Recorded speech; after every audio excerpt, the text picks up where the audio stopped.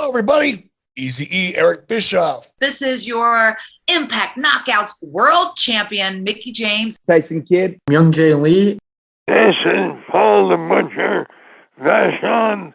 Jumping Jim Brunzell. This is Gail Kim, Impact Hall of Famer. This is Brian Pillman Jr. This is Lenny Leonard on the Monty. This is Ernest Miller, the Cat. This is El Diablo, Gabriel Fuerza. This is Dory Funk Jr. It's the Zombie Princess, Jimmy Jacobs. Jordan Grace. Warlord of Weird, Sin Bodie. Wei Ting from Post Wrestling. Tom Hannafin from Impact Wrestling. PJ Phil. The pretty Ricky Wilde. This is the man, the myth, the legend, Jack Evans from the heavens. 187, Detroit's Homicide. The virtuosa Deonna Purrazzo.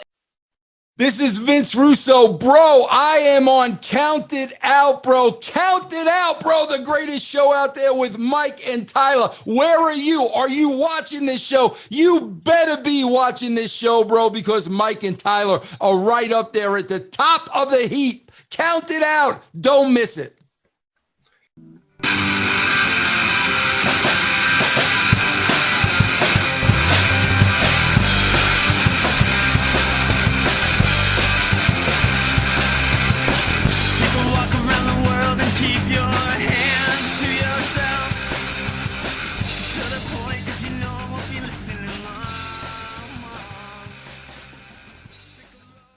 Well, we are live, pals, and welcome to part 2 of the Bill Apter Seal of Approved year-end show of Count It Out with Mike and Tyler. My name is Tyler, and I am joined by the orange bastard from Parts Unknown. Love the gear. Santa Claus has come for Mike, clearly. Oh, has he ever? Look at this shit. Hoo-day, baby. Hoo-day. Look at this. I got a... Yeah. For those of you listening on Spotify, Mike is wearing a Cincinnati Bengals Lucha Libre mask, orange, as well as a beautiful orange Joe Burrow jersey, I believe. Damn right, baby. I got to thank everybody, man. My wife for the jersey. She really came through this year. Authentic, straight from NFL shop, fucking perfect quality, beautiful Joe Burrow jersey. My boy and regular listener, Jeff, good friends for a long time. He I guess he saw this and said, I just can't not get this for Mike. So it's amazing. I didn't even know something like this existed. Yeah, so, you look great, man. I love it. I love it a lot. It's official though. I think 2022 is the year my Luchador mask collection started. Thanks to Rob and Jeff, I now own 2 masks. There you go. You're catching up to me. Yeah, that sounds like a collection starting. Next up, Jushin Liger. That's what I want. I want a Jushin Liger mask. That's my I'd like to get a Jushin Liger mask one day. I've always loved Liger, and I love his mask. I think it's a good one. I'd like a Liger mask. That'd be cool. Maybe I'll treat myself one day. Yeah. Yeah, I don't know. We'll see. So part 2 of the year-end show. We are here. Big thank you to all of our guests last week. Tom Hannafin, Jonah, and of course, Wei Ting from Post Wrestling. Of course, this week though, we got some big guns coming right at you. We're going to get into the number 4 moment in the year, which is going to be by returning guest Homicide coming in to talk the number 4 moment of the year here.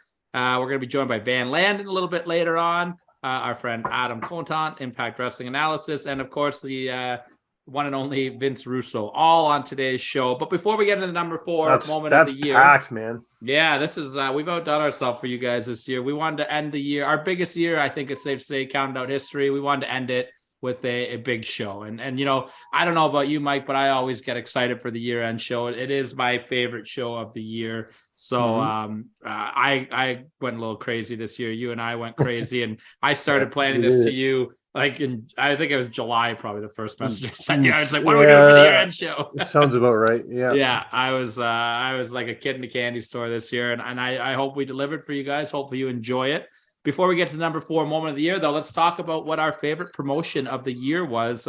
Last week, you couldn't jump on. You were being super dad, super student, workman. You've had a pretty crazy week. So it sucked not having you last week, but we're going to cram all the fun stuff in this week. So, let's start with you then, Mike. I don't think it's really a secret what your promotion of the year is, but let's go with it. Of course not. It's the promotion I've been ranting about all year long. You know, if this slowly just turns into an Impact podcast, I wouldn't be surprised. Impact is 100% my promotion of the year. It's the only promotion that I watch religiously. I try my best to watch bits and pieces of Raw and SmackDown. I do my best to watch as many of. I probably watch 5 to 6 WWE pay-per-views a year. I at the very least read up on what's going up on in AEW and MLW and stuff like that. But the only show that I can't miss, the only show I watch every single week and never miss a pay-per-view would be Impact. Yeah, you know what? You've got me. You and Adam have really got me on that Impact bandwagon as well this year. My promotion of the year is Barry Wrestling.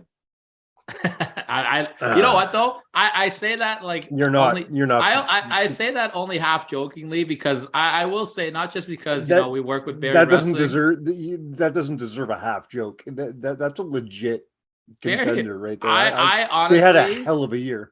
I really loved Barry Wrestling this year, and I'm not just saying that to be a suck up or because we work with them and because we love the boys there, but like if you talk about the storylines that they did for the last year and just the in-ring talent that you see weekly or monthly up there, I love Barry Wrestling, so I do want to give them a big shout out. But if we're talking on the mainstream level, I also am going to go with Impact Wrestling this year.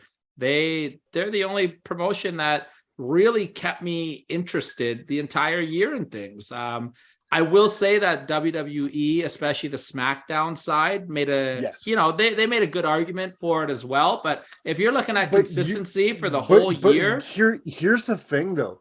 Here's the thing: you take away the bloodline out of SmackDown, and I think you've taken away 80% of the draw there. Yeah. With Impact, there's nothing you can take away that ruins like the whole show. You know what I mean? Yeah. Impact is a perfect balance of so many little things coming together. No, I agree. I love what and that's not me shitting on SmackDown. I really liked is a product that I sort of enjoy, but let's be honest, the Bloodline's a big part of that. I will say that just like the WWE in a whole, and I'm not going to be like, oh, since Vince left, Triple H is the man, blah blah blah blah blah. Like, but since Vince left, Triple H has done a very good job of keeping my interests more than it had been lately. I really enjoy the stuff with Dominic Mysterio and Judgment Day. Me too. I thought that sketch they did at the house when they laid out Ray on Thanksgiving was awesome. Just thinking outside the box a little bit more. I'm really enjoying it. I'm really excited to see, what the Triple H regime looks like one full year after. So too soon to tell still for me, but they're on the right track. But Impact Wrestling gets my nod. I'd like to say one thing about the WWE product. I'm going to be honest with you. For the last 3-4 years, my excitement about the Royal Rumble has strictly been because I'm a Royal Rumble mark. Yeah. Not because of anything they do, just because I love the Royal Rumble. This year, I'm kind of interested and excited about the Royal Rumble because there's a lot of things. They're doing right now, a lot of moving parts that could make the Royal Rumble really interesting. A lot of people shit on Roman for having 2 titles, but I think that's what's kind of making the Rumble exciting this year. And I think the rumors of Roman and The Rock also make the Rumble exciting this year because for sure, if they're going to do that, is Roman going to fight twice? Is The Rock going to show up at the Royal Rumble? Is Cody going to return? Is Stone Cold Steve Austin going to do something? Like, there's a lot of crazy stuff going into the Rumble. Sami Zayn, of course. Like, did you hear the newest rumor? No. Of the Forbidden Door. I know I hate that. I did with Kairi Sane. Kairi Sane. Kairi Sane. Sorry, could be coming through, which would be fantastic. You know what though? I fully expect. She's the inaugural NJPW women's champion, which is awesome because last year they had the Knockouts champion in the Royal Rumble. This year they would have the NJPW women's champion in the Royal Rumble. I think it's great. I think it's a good move forward. I love that. I would be shocked if we didn't see any New Japan Pro Wrestling talent in the Royal Rumble, especially with Carl Anderson working the Tokyo Dome. AJ Styles is rumored to maybe be accompanying Anderson down to the ring for that. With New Japan Pro Wrestling, Kenny Omega being on the card. You've got WWE and AEW stars on that show. That's pretty wild. I'm gonna make a prediction right now. I think Jay White might show up in the Royal Rumble. That would be awesome. Do you think he's the right guy? Like, who would you pick on that roster to show up if you? Jay White. I think he would probably be the right choice too. Actually, you know what though? No. Okada, man, you gotta give me a big dog. But they won't. They won't put Okada in. You know, Tanahashi. Let me change that. And here's why. I think Jay White might actually strike a nerve with casual fans. Because he does a lot of work on Strong, and he does a lot of work in the States and Canada and stuff like that. I don't think your casual fan, anybody who doesn't watch or follow Japanese wrestling, I don't think a lot of people know. Some might know who Okada is, but they definitely don't know who Tanahashi is. I think that Tanahashi's name carries more weight than Jay White's name personally. Do even for the casual though? You think so? I don't think Jay White's name. I don't know if Jay White's name is with the casual fan as over. Definitely not as Okada. You might be able to argue Tanahashi with the casual fan, but I feel like people know his name. You know, hey, fuck, maybe we see Great Muta in the Royal Rumble. No, that would be people know Muta. If we're strictly going by forgetting the casual fan and going by what people would love to see, the true marks. Yes, Okada would be massive. I think I personally would love to see like Tama Tonga in there. Yeah, that'd be cool. But again, I don't know if he'd be a draw. I think Jay White's the way to go. I personally think Tanahashi is the way to go because you're not going to have casual fans in that building for the Royal Rumble. You're going to have diehard fans traveling all over the world. Yeah. And Tanahashi's not the top dog over there anymore, but he's still very high up there. So I couldn't see New Japan wanting Okada to go over there and not win. But with Tanahashi, because they're not really protecting him. In a Rumble, it's different though. If they sent them over to in a one-on-one, yes, I think they would expect Okada to go over. You send him in a 30-man Royal Rumble, I don't think they care if he's getting knocked out, especially if they do it in a respectful way and as long as they make Okada look good. I think their Gato's fucking laughing. Would you, but flip the coin though? If you were WWE, would you want Roman Reigns to go over and not win in New Japan if they did that? I mean, it's tough, right? Track record isn't good for that. So yeah, fair enough. All right. Well, promotion of the year. I went with Buried Wrestling / Impact Wrestling. Mike went with Impact Wrestling. What do you think? You want to jump over to the number 4 moment of the year? Yeah, man, I can't wait to hear about this. All right, so we're going to throw it to Homicide right now, and then immediately after Homicide, just stick around. Obviously, you're going to stick around because it's our first moment of the week, but we're going to pay respect to those that we lost this year. We do this every year. It's a very sad tradition that we do, but we want to honor the great professional wrestlers that passed away the year 2022, and Mike and I will be back after that. Well, our listeners loved him so much, and we had him on a couple months ago. We had to bring him back for the year-end show. Homicide, thanks coming back on and doing this, man. All right, thank you. So we got our number 4 moment of the year, the top moments of the 2022, and I'm taking it to AEW with one of your boys, CM Punk, doing the throwback with the Ring of Honor entrance and having a vicious dog collar match about MJF. What did you think about his program with MJF, Homicide? I thought it was great. I'm a hip-hop head, and I love the guys like the Wu-Tang Clan, Nas, Biggie, Tupac, and it reminds me of 2 guys in hip-hop going for a battle, a freestyle. But this is a different story. First, we saw a promo that became like a hip-hop battle, a freestyle. Then became a dog collar match. Remind you, it was a vicious dog collar match on national television. And CM Punk and MJ, they did a phenomenal job for both guys. So I'm a groovy, gotta give them flowers. They did great, especially on national television. Absolutely, dude. What do you think about MJF and the work that he's doing, man? He seems to be on a different level than a lot of other people. Oh, he's on tear, man. He's badass. I could tell he's hungry, and I feel he's gonna get it. I really appreciate that someone like him who love professional wrestling. We need people like himself, you know, and he's doing it. And he's hungry, and I feel like he's a future world champion. Like he don't like nobody. I know he don't like me, and I don't care, you know. But hey, man, good luck in your future. Like I say, he's a elite person. He's a badass. How happy were you to see Punk return to professional wrestling? We didn't spoke personally about that. Like I just seen it on my TV, and I don't believe in rumors. So I heard the music.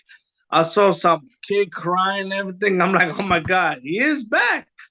And I text him and I tell you, asshole, you should have told me the truth, you know. And he laughed at me, you know, and I could tell that he's happy they came back, you know, because it's been a very long time that we missed him. The professional wrestling missed him, and I know he wants it back, and he got it. He got a major feud with people and this promotion, and I think I'm grateful to see this Punk in my TV. Yeah, you know, I think a lot of us fans were, and you know, the run that he had throughout the year is incredible. Like he was gone for what, 7-8 years. Like how impressive is it for him to come back and, you know, not have been in the ring for that long and deliver the way that he did? Very impressive, because I would not do that, you know, because I'm the kind of guy that I'm done, and 2 months later I'll be back. But for him, for 7 years, you know, dealing with UFC, comic books, you know, all the other stuff, and just coming back and not missing the beat. Yeah, he's a little older, but he didn't miss the beat, you know. So it was awesome to see him on television. Yeah, absolutely. And the last couple of things I'll ask you about it, that entrance. You know, did you happen to see the entrance he did with the old Ring of Honor music, the AFI playing? I think that was one of my favorite things. I text him and I told him, thank you. We just need a heel CM Punk. To me, I think a heel CM Punk is way better the way he is right now. But that's my own opinion. But I was very happy when I seen that entrance. And I'm happy to turn the car and accepted it, you know, because I think that was a marvelous idea. And bringing back the old school Punk, you know, I think that if he ever comes back, we need a heel CM Punk, an evil CM Punk. Yeah, I agree with that 100%. I think the wrestling world's ready for that now, you know, especially with everything that happened and whatnot. But I love the throwback, you know, this was throwback to, you know, Piper Valentine and Punk and Jimmy Rave and Ring of Honor. The match was violent. As somebody who's been in his fair share of violent matches, man, what were you thinking watching those guys rip into each other? Well, are we watching this on national television? It was really good. I couldn't believe myself. It got me shocked what I was seeing, because you said it the best. Valentine, Piper, Jimmy Jacobs, all those guys. To me, that match was part of that list. It was really good, you know, and hopefully they're going to do a DVD, because that match should be top 3 of fair matches of the Extreme, Hulk, whatever you want to call it. That's how good it was. Yeah, those guys definitely had the feud of the year as far as I'm concerned, man. Homicide, thanks so much for jumping back on and helping us ring in the year-end show. You're a true legend. We love everything that you do, man. Much respect to you, my friend. Thank you for having me, Holmes. Candy Divine. Yes, I was very confident. I've been training really hard for this, and I've been world champion many times before. And Rockin' Robin, I will become champion again. So kiss the belt goodbye, because it's going to be mine. Mickey J. And Mickey J, the WCW referee, he doesn't like to be one-upped by anybody, and that's what happened repeatedly. Never thought I would see it come to this. 2 officials, Mickey J and Mark Johnson, to square off in a wrestling match. Scott Hall. Hard work pays off. Dreams come true. Bad times don't last, but bad guys do. Wink the Clown. I got a surprise for you. surprise for you, a little queasy. I want you to meet Wink. What? You say Dink? Oh yeah, here he comes. Now wait a minute, here comes Wink. Oh no! Take a look if you would at Wink. Oh my gosh! Hey, all right. What is this, McMahon? The remake of the Wizard of Oz? What are the lollipop twins up there? How about that? It's Doink, Dink, and Wink.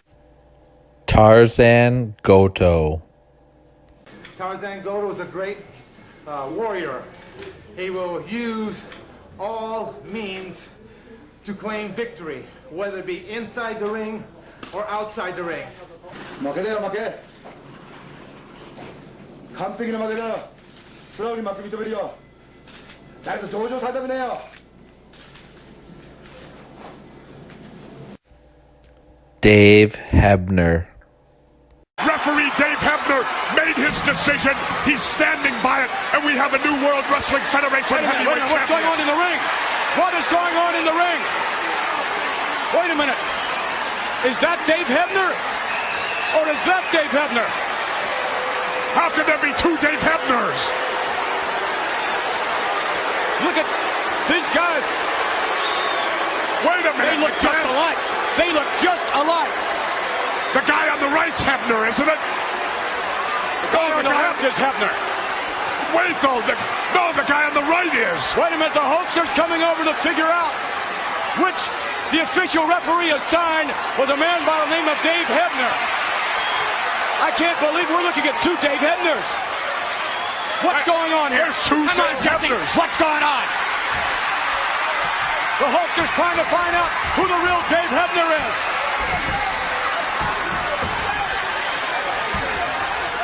Who's the real Dave Hebner? You tell me, Jesse Ventura, and what is going on here? I think it's the one on the left. I think that Dave Hebner, I don't know who the imposter is. Look at these two. Well, they're each one, they look like identical twins. Tim White. Steve. Hey, man. This one's on the house. You know, I know what you're going through. I closed the whole place for you today. All right? I'm your friend. I know you make the right decision. Judo Gene LaBelle. I like to fight for what I want. You don't always win. You got to be a gracious loser, but don't give up. If you give up, second place is the first loser. Antonio Inoki. My first match was in 1960 when I was 17 years old. So this marks the 50th anniversary of my debut professional wrestling.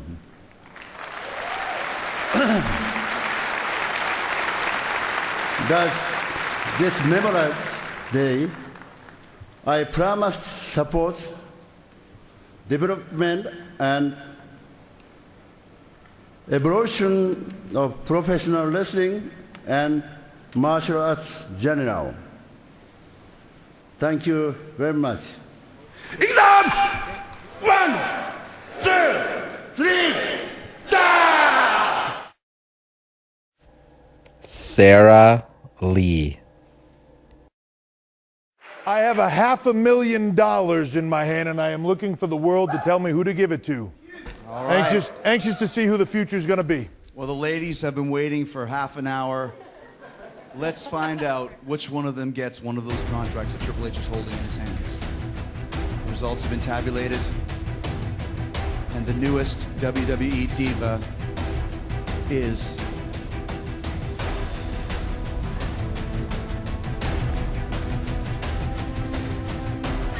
Sarah Lee is the winner! The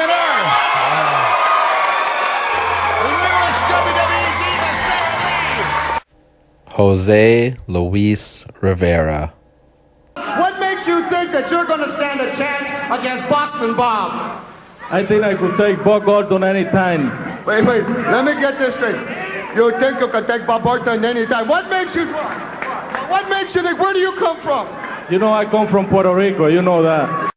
Introducing first, to my left, from Puerto Rico, weighing 233 pounds, Jose Luis Rivera. Judge Mills Lane. Why did you stop? How many times you wanted to get bit? There's a goddamn limit to everything, you know, including bites. Well, That's why. Now, Tyson's camp will say that the headbutts were All bullshit. The headbutt was unintentional butt. The headbutt was an unintentional butt, and I called his butt. Let's get it on! Stephan Bonner. We've decided there is no loser in this fight, and we're going to offer Stephan Bonner a 6-figure contract with the UFC. It was all riding on Forrest and Stephan, and to say that those two went in and delivered is the understatement of the century. That's what made me. You know, that's why I'm here. You'll be inexorably linked to that fight and to each other. I'm proud to have a big part in the explosion of MMA. I've been in there with some of the greatest fighters in the world. I've spilled pints and pints of blood for you guys over the years, and you know what? It's thoroughly been my pleasure.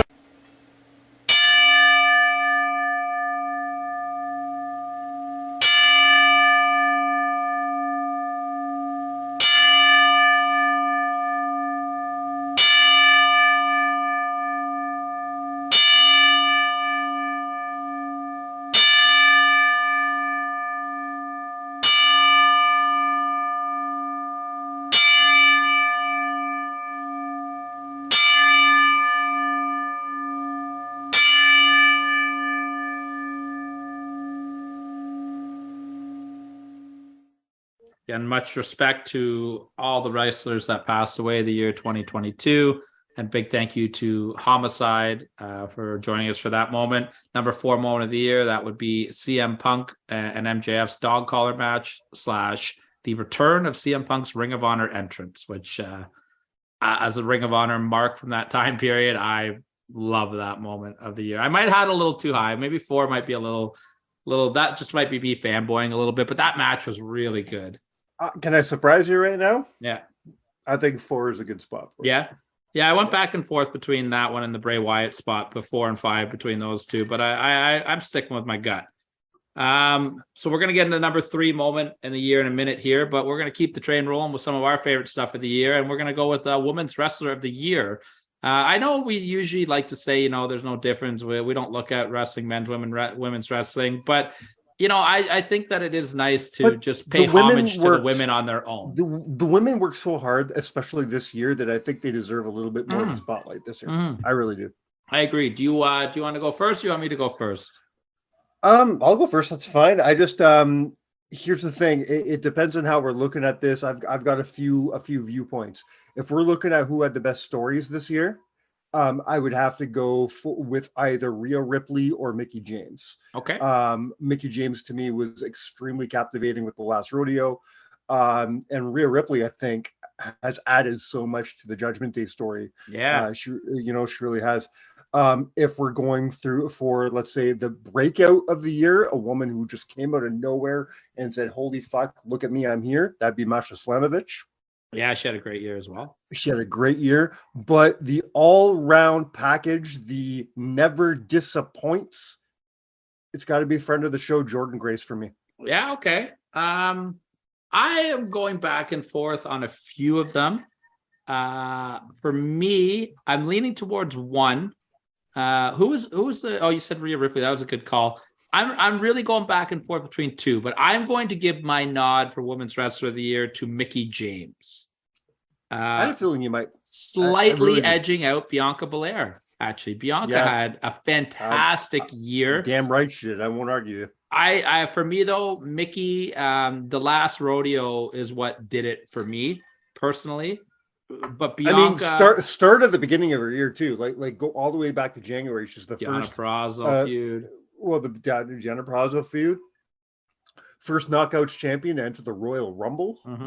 You know what I mean? Number 7 moment of the year for me, right? 100%. So that that's how she started 2022, and look what she's done. You know, she hit that little losing streak that led to the last rodeo, and then this great story of the last rodeo leading into 23, where she's going to face my Women of the Year, Jordynne Grace, for the championship. Yeah. It's going to be a great and or continuation of this story. I think from an in-ring standpoint, I don't think a woman had a better year than Bianca Belair personally. Her match with Becky Lynch. I'm going to disagree with that. I think Jordynne was putting on match. Jordynne was great as well. Jordynne was great as well. I'm not any disrespect to Jordynne Grace at all when I say that. Just to me, Bianca and Becky had 2 home runs this year. Their match at WrestleMania is on my list for match of the year.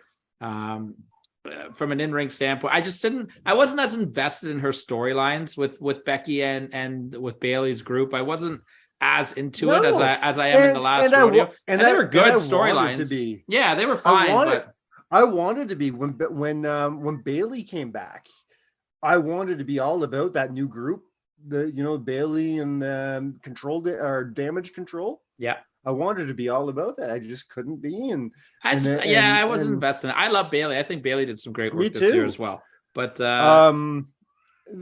want to know who my biggest surprise of the year is? Because I was never a fan, but Chelsea Green turned me around this year, man. Yeah.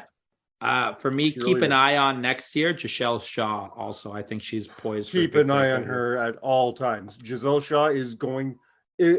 It'll surprise me if we're not talking about Giselle Shaw in this spot next year. Well, we will be talking about her on January the 29th when she's at Destiny Wrestling. Cheap plug, Destiny Wrestling. Taking on Casey Spinelli. Yes, absolutely. Speaking of great Ontario wrestling, let's throw to the number 3 moment of the year with one of the most popular wrestlers in all of Ontario right now. Of course, we're talking about our good friend, the barn burner, Van Landen. We are at the number 3 moment of the year. Bringing in special guest here. You may see him from Barrie Wrestling. See him all over Ontario. I don't know if I can get my announcer voice out here. Let's see if I can do it. Got the barn burner, Van Landen. What is up? Count it out. I love being here. I love when you guys have me on. It's always a blast. Let's count it down. That's right. This is your first official appearance on Count It Out, because we did the Barrie Wrestling preview show. This is the big show now, buddy. You're up. You've been called up to the A game here. Well, it's a big show. I don't want to take away the importance of having Van on the show right now, because I'm psyched to have Van on the show. But I got to take it away for a second and ask you, that's your fucking announcer voice? I gotta save. Sean Gibson's wasting his fucking money here. I gotta save the good stuff for the live crowd, man. I don't got a lot of those in me. I couldn't talk for 2 days after I hit Van's entrance at the last Barrie Wrestling show. So, Van, what's going on, man? We got you on the show here. We're going to talk about our number 3 moment of the year in a minute. But before we do that, let's talk about the year of Van Landen. I thought you had a really big breakout year up in Barrie Wrestling, but not just Barrie Wrestling. You know, your name's starting to get out there all over Ontario. Run us through your year a little bit, man. What are some of the highlights of it? Well, this has been my first, call it, full year in the Ontario indie scene. And so it was a lot of fun. I haven't tallied up the matches yet, but I'm going to, just to see like what the full total is. Stay tuned to the Twitter to find out. But between Barrie Wrestling and Hamilton Pro Wrestling, which are my sort of 2 mainstays, you can catch me routinely on those shows. a tag team formed, Young and Reckless, with my good buddy Shane Silvers down in HPW. We've been rocking and rolling, gaining a lot of momentum. This past December, we just came off of a big 6-man tag win with our buddy Ace Cannon against the Careless Dynasty. So Young and Reckless are going to keep rocking and rolling. And in Barrie Wrestling, I mean, things have been heating right up. It's interesting, you know, when you're the fan watching it and you want to do it, it's all just hopes and dreams, right? And then you get in there with a freak like Holden Albright and he punches you in the face with a chain and tries to put you through a table. Like, that's the real deal. And so, I mean, you can't say that I didn't sign up for this. I did, and I'm choosing to do this. And if anything, things are just getting more heated, more personal between the two of us. And going into 2023, you know, my second full year, starting things off real hot, hardcore match in Barrie Wrestling. I believe it's January 21st is the date. Yeah. 1st or 2nd. I know that's a busy weekend for me, but you know, my focus is on the hardcore match. Holden Albright and I have had history, surpassing just this year. Him and I we're training together throughout the pandemic. You know, he's helped mold me into the wrestler that I'm becoming, and now he's turned his back on me. I don't really know how he feels about the fans, like where this disrespect comes from. There's a lot of like weird little areas that are still I'm unsure of as to the issues he has with me. However, you can't say that I'm not warning you now. I'm bringing everything and the kitchen sink to this hardcore match. It's going to be brutal. It's going to be vicious. And, you know, I've been a fan of Barrie Wrestling for a long time. I've seen the hardcore matches. I know the potential there is to live up to. So we're going to bring out all the bells and whistles, and it's going to be an insane matchup. Would you say like that this would be the biggest match of your career so far in Barrie, like not just Barrie, but maybe in general, going up with Holden in this hardcore match?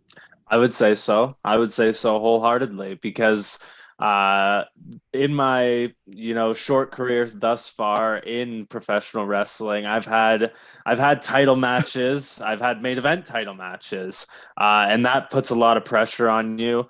But when something has been like brewing for as long as this has, it puts a different air in the room. It adds a whole new level of, you know, intensity that you're going to be bringing to this. It's like I said, the title matches and stuff, they're great, and I love them, and they definitely are big matches. But this has been brewing for over a year, so there's a lot of pressure on me going into this. Speaking of that pressure, I listen, man. I'm a big fan of yours. You know that. I don't want to get any heat right now. I'm not trying to be disrespectful, but I got to ask you a question. Are you willing to do whatever it takes to take this motherfucker down? Because this isn't anybody we're talking about right now. We're talking about Holden Albright. He's one of the sickest people I know. He not just Holden himself, the man behind the character. He's a sick motherfucker. He's going to do whatever it takes to make sure you don't walk out of that ring. What are you willing to do to make sure that you're the man that gets your hand raised up? Can you do that? Because I'm worried about you, man. I'm concerned here. I appreciate it, Mike. And you know what? I agree with you. He is sick. He is messed up. I just saw him sharing photos of him throwing a fireball at somebody. You know, am I preparing myself for fire to be thrown at me? The answer is yes. Because, you know, I watch a lot of wrestling. You know, I've seen a lot of crazy stuff. So I got a lot of crazy ideas. You know, crazy, innovative ways to bring offense to Holden Albright like he's never seen it before in a hardcore match. You know, I could be creative.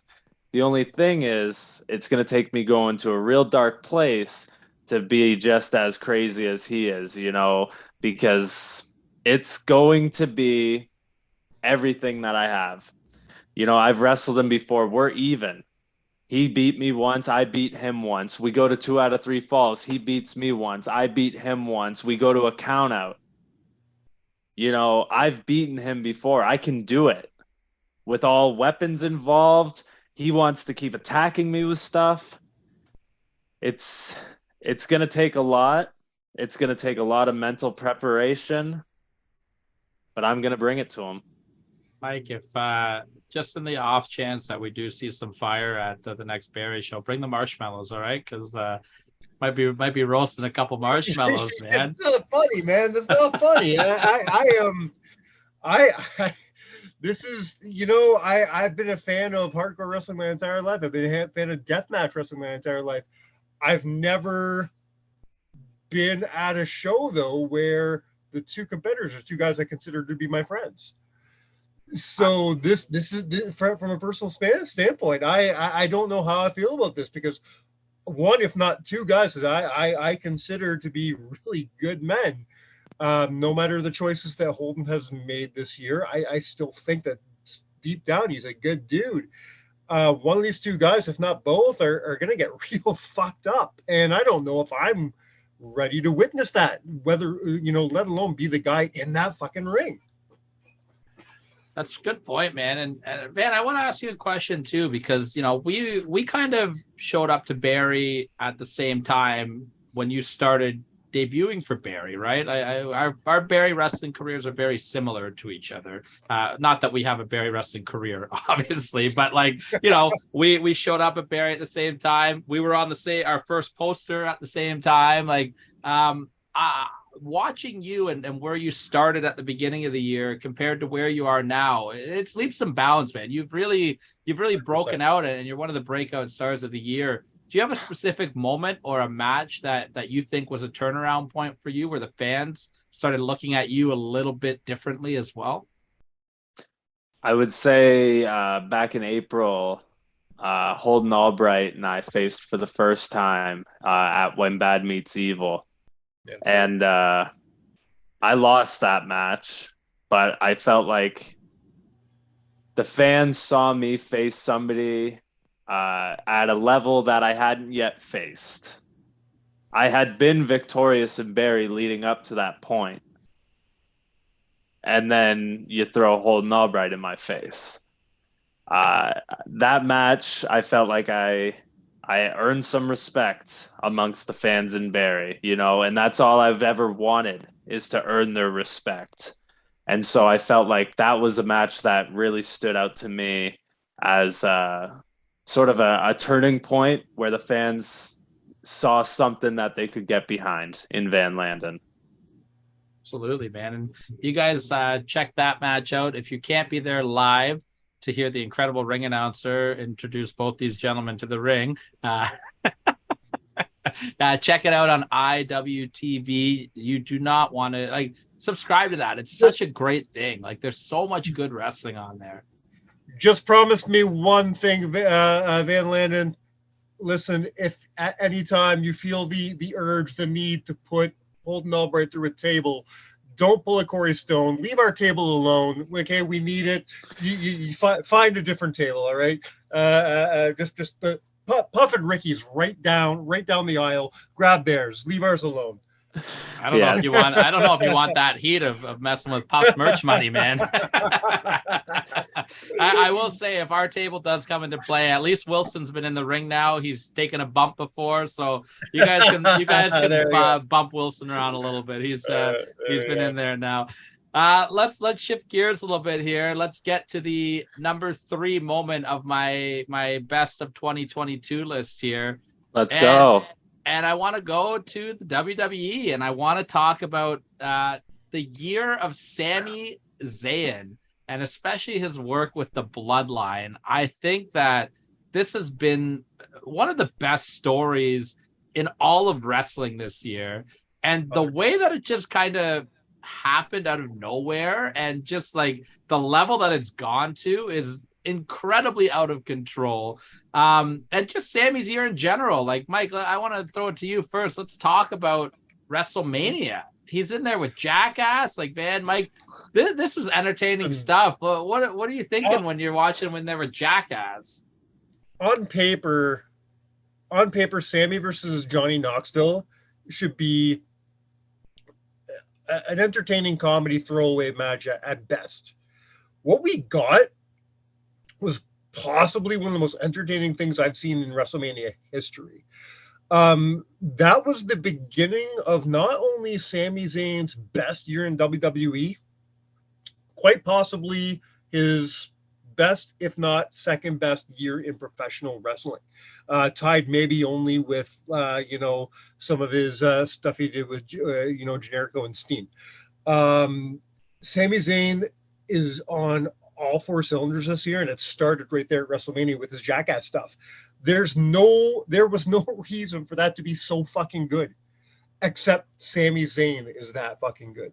And he made that match. He brought the best out of the Jackass guys. He brought the best out of Johnny Knoxville, and he made that into his own WrestleMania moment. And man, props to him for that.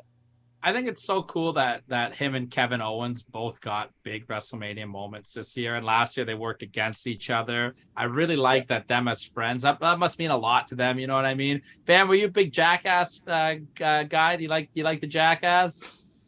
Oh, big time. Pretty obsessive over it. If I'm being honest with you, we could talk about it all day. I would be fully willing to talk about it and every spin-off incarnation that they have ever produced. I love it all. Than the Wild Boys, baby. That's nobody is. How great was it though? The bits that they put in that match was so perfect for Jackass. Like the way they incorporated it and the delivery of it, I just thought home run everywhere, right? Home run everywhere. You got Party Boy, you got Wee Man. It's like, bring the whole crew out. That's when you put Jackass in wrestling, it happened once before. Steve-O, Chris Pontius, Umaga back in the day. Steve-O still talks of, he talks about how that's his worst injury or worst stunt he's ever done was getting beat up in a wrestling ring. Yeah. And that's Steve-O, right? So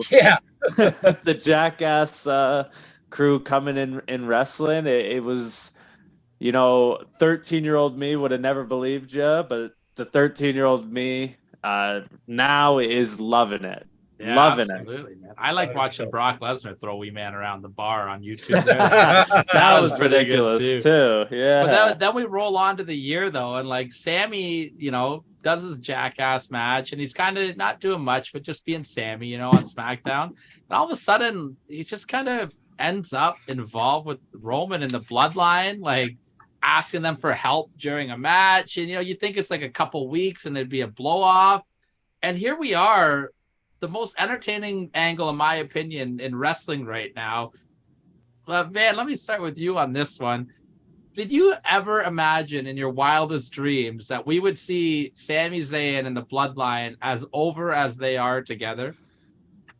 When this started, I couldn't even begin to fathom where this would go or what this would turn into, right?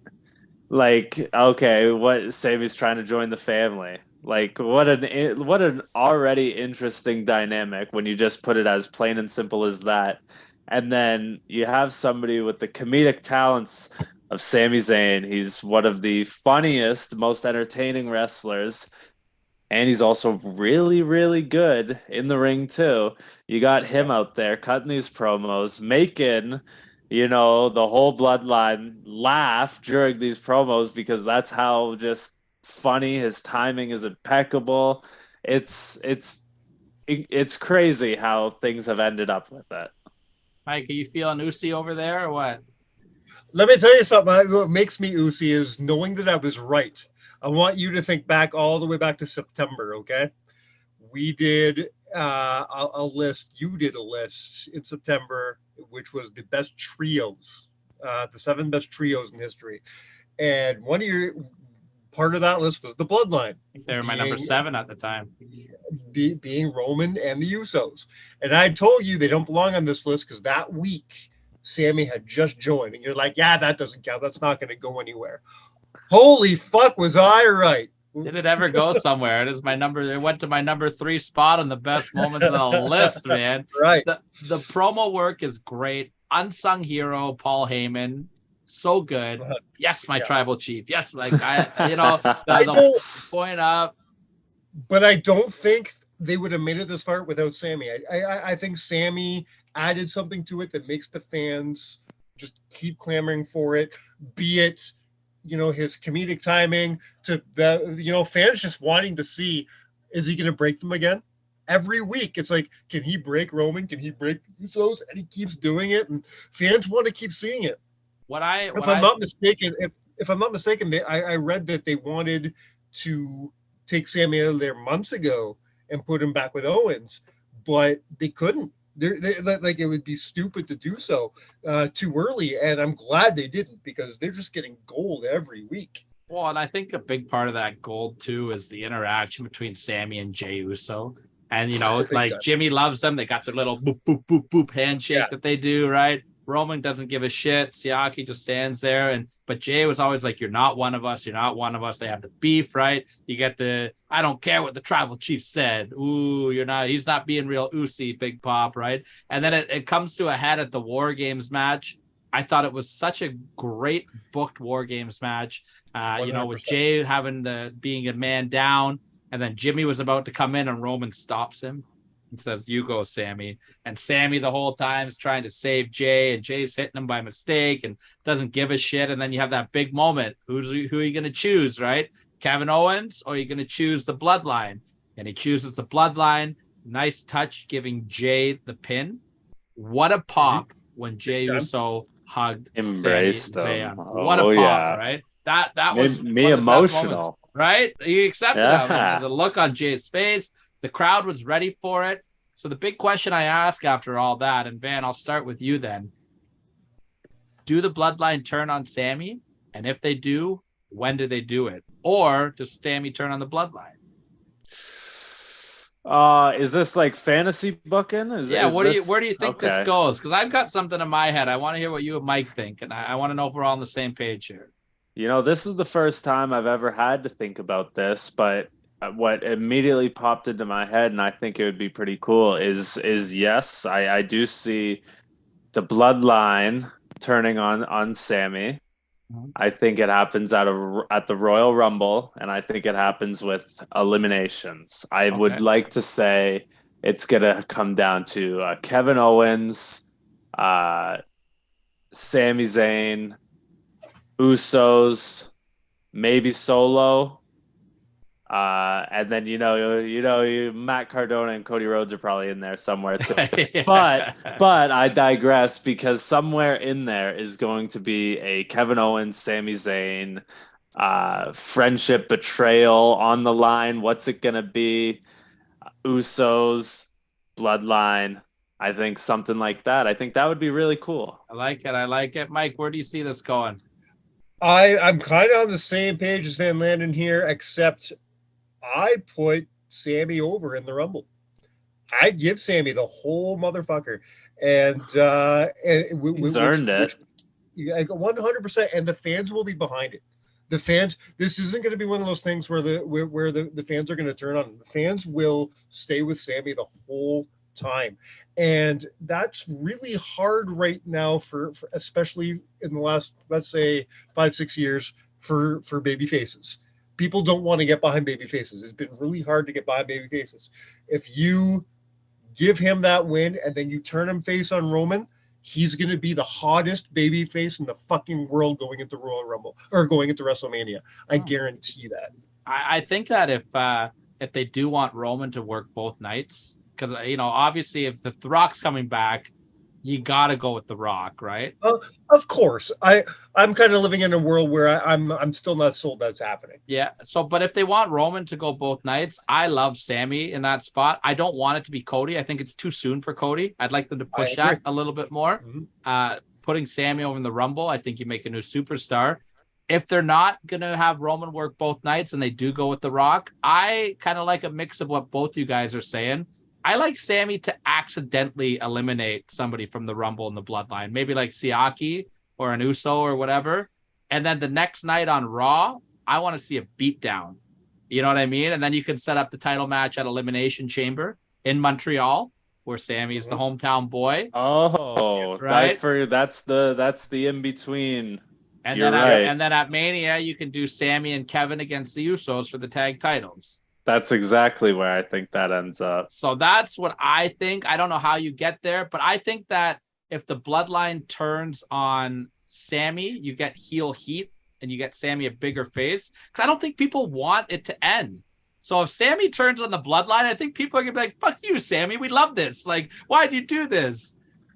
Well, that's why I think it's more of a, instead of him turning on them, if he wins the Royal Rumble, you almost have a Randy Orton Triple H. Batista. You have a Batista. And yeah. So like he doesn't necessarily need to turn on them. He just could be like, but I worked really fucking hard for this. I'm not giving it up. I'm going for it, Roman. Yeah, if they did a segment on Raw where it was like Sammy has to sign his WrestleMania contract and Roman's like, you got to rip it up. And they do that Batista Triple H spot. Like, you know what I mean? That would be pretty, that would be big time babyface pop too. So I like that. I like what everybody's doing there. I like all of our takes on that. My prediction is by this time, by the time we're talking this time next year, Sami Zayn will be one of the top baby faces in the world.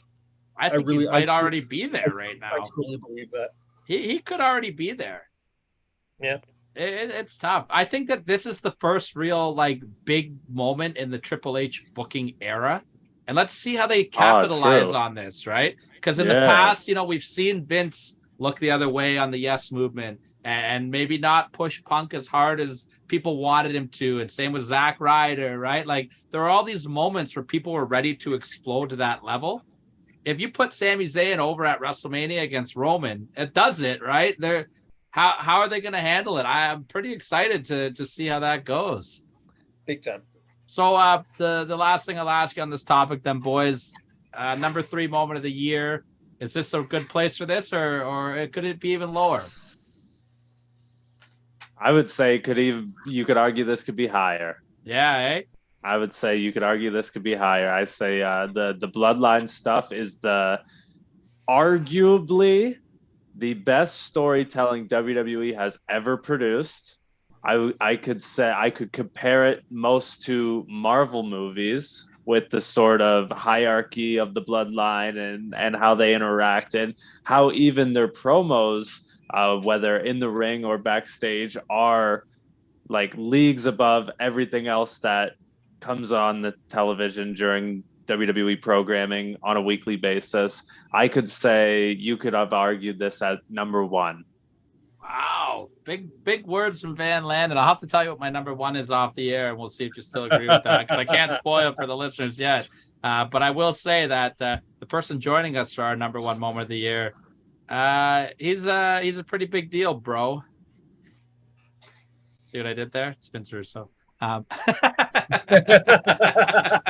Bro. Van, thanks for jumping on the number 3 moment of the year here. Let the people know where they can find some Van Landen. Please, if you enjoy what Van Landen does, please follow me on Twitter and on Instagram and on Hive at The Van Landen. That's TheVanLandon.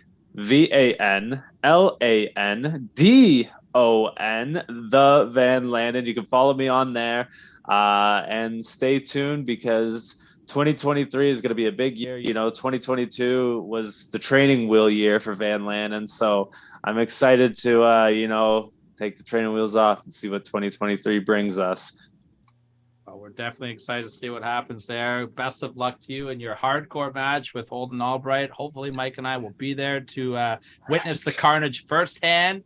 Van Landen, ladies and gentlemen, stick around for some more fun on our year-end show here.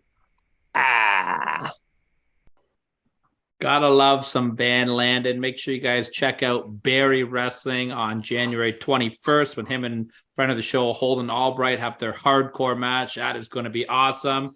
And we got a run-in on the show here for those of you that can't see. Got little baby in the house. Yeah, she was kind of having a fit during the last segment, so we're trying to see what we can do here. Well, does she You never have, know what's going to happen. You never know what's going to happen on Canada. does she have a favorite match of the year? Because that is where we are at right now. Our favorite match of the year.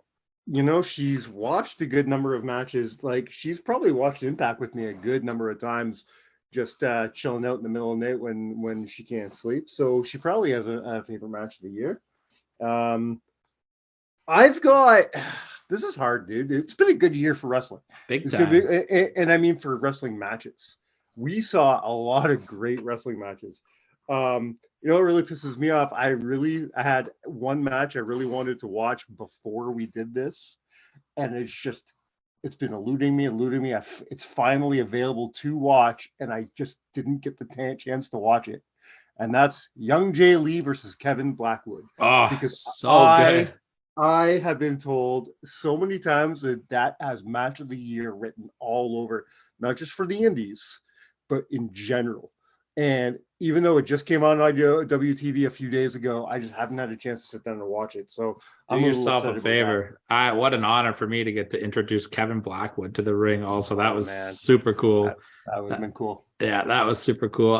I'll give you my match of the year first. Yeah, then. go for it. I got a few. I'm juggling around, so you go for it. Yeah. So for me, it came down to about 3 or 4 matches. And I'll give you my honorable mentions first. Basically, take your pick of anything that the Briscoes and FTR did this year.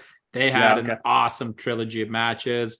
Same with Cody and Seth Rollins. Awesome trilogy of matches as well. Becky Lynch, I talked about with Bianca Belair, was huge. But for me, it came down to 2 matches. And I'm going to go with my match of the year being Roman Reigns versus Drew McIntyre from Clash at the Castle. I had a feeling you were going to go for it. Either way, I had a feeling you were going for this pay-per-view.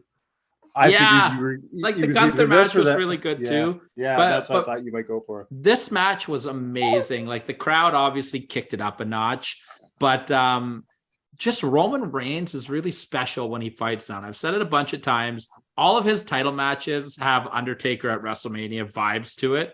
And there was nothing, like I was fully invested in this match. Like I haven't been in a match all year. My first runner-up was actually a match that just happened, and that was Josh Alexander and Speedball Mike Bailey. Wow. They tore the house down. Did they ever? Yeah. So, but for me, Roman Reigns versus Drew McIntyre match of the year. For me, it was there was a few very close contenders. The 3 matches with Rollins and Cody, all great. For me, their Hell in a Cell match was my favorite, and that came really close. The first of 2 matches between Jordan Grayson and Masha Slamovich. Yeah, great match. Was a close one. Man, the match you discussed, Drew and Roman, very close for me. That was a great match. Everything the Briscoes did in general this year was fantastic. Yeah, they had a great year. It's not going to surprise anybody that I'm going with Josh Alexander for my match of the year, because I do think he was putting on the matches of the year. Because when I came down, when I listed my top 3 favorite matches, I think Josh was in all 3. Mm-hmm. I could be talking about the Speedball Mike Bailey match right now. I could be talking about his match with Alex Shelley. I could even be talking about his match where he won the title from Moose. Don't forget about Ishii as well.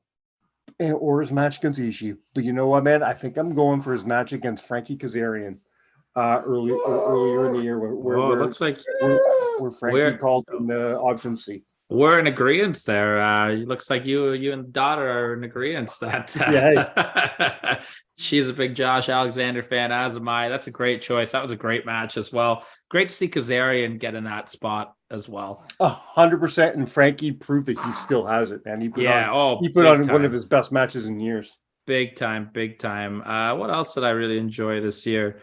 I'm just going through my list here to see if there's any more matches, but no, I think those were like the big. Can I throw away? I want to throw out a huge honorable mention right now. A match that nobody else will know about except for you and I. it's not the greatest match of the year. But it's one of my favorite matches of the year that you and I witnessed together. And that was Gabriel Fuerza versus Psycho Mike. Oh, from Crossbody Pro Wrestling? From Crossbody Pro Wrestling. It was one of the most entertaining things I've seen all fucking year. Yeah, that was my favorite, maybe my favorite live match that I've ever watched. And you can see the return of Crossbody Pro Wrestling on January the 6th. Yeah, you can. Look at us hitting all our spots this week. Yeah. Well, speaking of spots, it's time to move into that number 2 spot.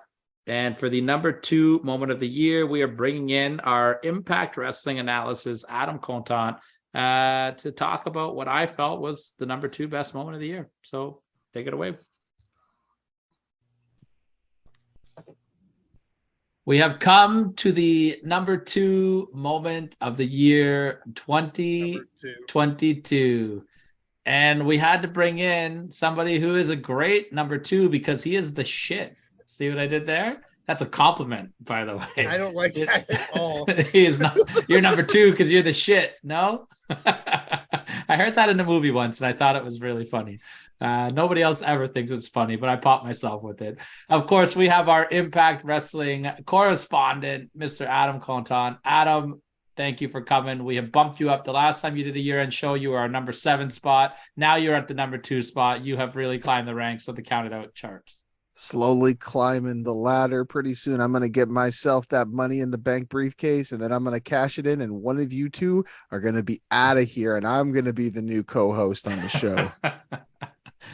I mean, I would probably be an upgrade either way, whichever one of us. Neither one of us is fighting this. Yeah, we're both kind of like, hey, if I got to go, it's going to make the show better. That's fine. But may I just say that I want to say honestly, in all seriousness, though, it's quite an honor to be on this episode with some incredible names that you guys have gotten for this big year-end list. Tom Hannafin, Wei Ting, the legendary Homicide. These are some incredible names that we're talking about here, and to be on that list with some of these guys is really an honor. So thank you so much for including me in this. It shows that I think that you guys are you either respect me a lot or you're really running out of guests. So thank you so much. Now you left out Van Landen, so he's going to be pissed. But now you got Van Landen heat. It's definitely not that we that we ran out of names. We could have. We could have brought Ray on, and I could have talked for 45 minutes and had Tyler. That's my gimmick this year. That's a throwback for those of you that are new to Counted Out on year 1, the first time we ever did our year-end show. Said, okay, Mike's going to bring his friend Ray on, who's a great worker up north as well. And I said, Mike, we need like 15, 20 minutes to talk about the Undertaker's retirement. 45 minutes later, we have a 3-hour fucking year-end show. Part 2 was like 3 hours. Good times. Good. Wow. Well, and Adam's the only person in the world who's known Ray longer than I have. So Adam can contest to that man can talk. Mm-hmm. Especially when you get him on a subject that he's really passionate about. I promise I will do my best to not go as long with my analysis of the moment as the moment itself, which after doing some research was about 20 minutes. So we'll try to keep it within the 20-minute range. There you go. And of course, that 45 minutes with Ray was damn entertaining as well. But before we get to my number 2 moment of the year, I do want to talk about something that you're very passionate about, and that is Impact Wrestling. Now, you have not heard this yet, but basically Mike and I have been talking about our top moments of the year, wrestlers of the year, matches of the year, all that fun stuff. And Impact Wrestling is kind of cleaning up right now on everything we've talked about, as you guys have heard. Adam, what is your Impact Wrestling moments or moments of the year?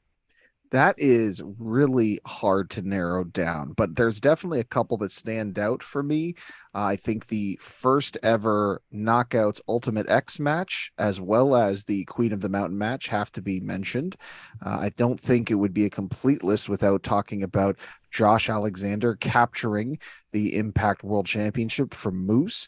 As a whole, I think Slammiversary was in itself a moment, a huge show, just because it was literally a celebration of 20 years of that company. But then, of course, you can get into all of the great matches that we saw. Immediately, Masha Slamovich versus Jordan Grace comes to mind. You know, you already mentioned Mickie James' incredible run through the latter half of the year. Bound for Glory itself was a fantastic show as well. So I'd say that there's really hard. It's very difficult for me to pick just one. If I had to narrow it down to one, I would say Slammiversary 2020 as a whole was probably my highlight of the year, just because it was such a celebration, and you had members of Impact's past and present and future there all coming together. It was really special. It felt like something incredibly special. But those would be some of the highlights that I would include on my personal Impact Wrestling list. I mean, those are all great points to go off of. And the other question I want to ask you then, Adam, is what should Impact Wrestling's New Year's resolutions be as we head into the year 2023? What are you hoping that we see out of Impact Wrestling in the new year? So I will say two things that I think a lot of people have already echoed, but they really are the major points to take away, which is, number one, I'd like to see some better audio in terms of making the audiences sound the way they sound in real life, because people need to hear how loud and how passionate these crowds are. The second thing I would recommend they do is if they can expand even further their reach, either through larger networks or through bigger deals, like what they're seeing with the DAZN deal that they recently were able to ink. I think that's always a good move on the part of Impact, expanding a little bit more. And the third thing I would like to see them do is keep doing what they're doing from a creative standpoint, from an in-ring product standpoint, steady as she goes. You know, there's an old saying that says, if it ain't broke, don't fix it. And I think you could definitely say that about the way that, Impact Wrestling is presenting their product. So, in terms of the actual, what I see on television every week, I think they're doing great. Just keep doing what they're doing. Try not to get too distracted. You know, there's a lot of people out there that want to see Impact Wrestling grow and expand very quickly. And obviously, as fans, I think we all want to see them succeed and do as well as they can, as fast as they can.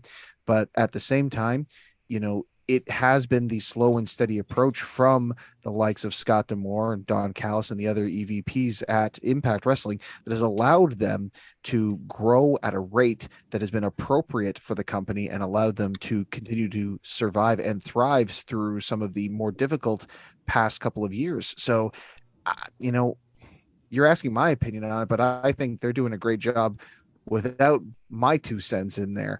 I just want to see them continue to do better, and I want to continue to see them gain more fans. That's all I want. I want less. I would like less focus on Impact Wrestling doing things and more on wrestling fans giving Impact a chance. That's what I would really like to see. Yeah. Mike, do you have anything that you want to see out of Impact Wrestling in the next year? Or did Adam pretty much nail that? I just like to go off of what Adam said. The same thing, I want fans to give them the chance. There's too many fans out there. And I think at one point you were one of them who said, you know what, you know what, they fucked up. We've given them too many chances. They broke our hearts too many times. They're fucking done. We're done with them. And I think there's too many fans out there that think of the Carter era and the Bischoff Hogan era, and that's Impact to them.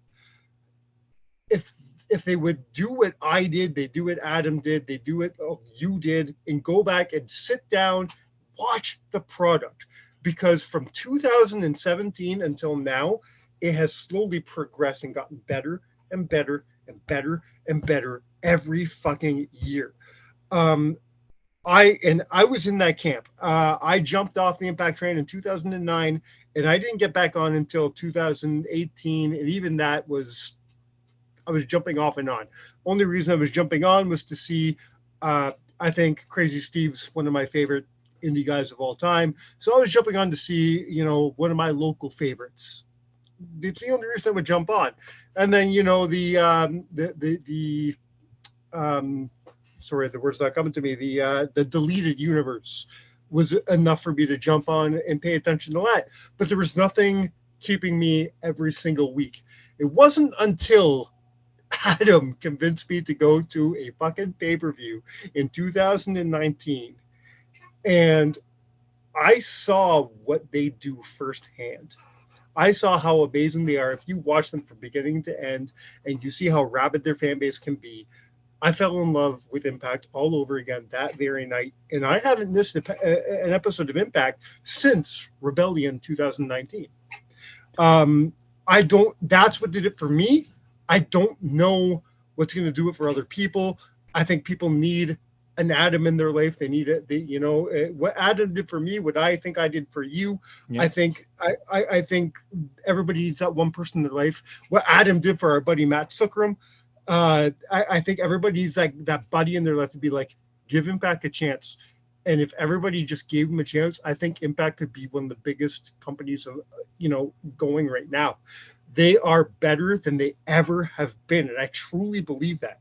You and I have discussed on this show, the show you're listening to right now, you and I both chose Impact as our promotion of the year.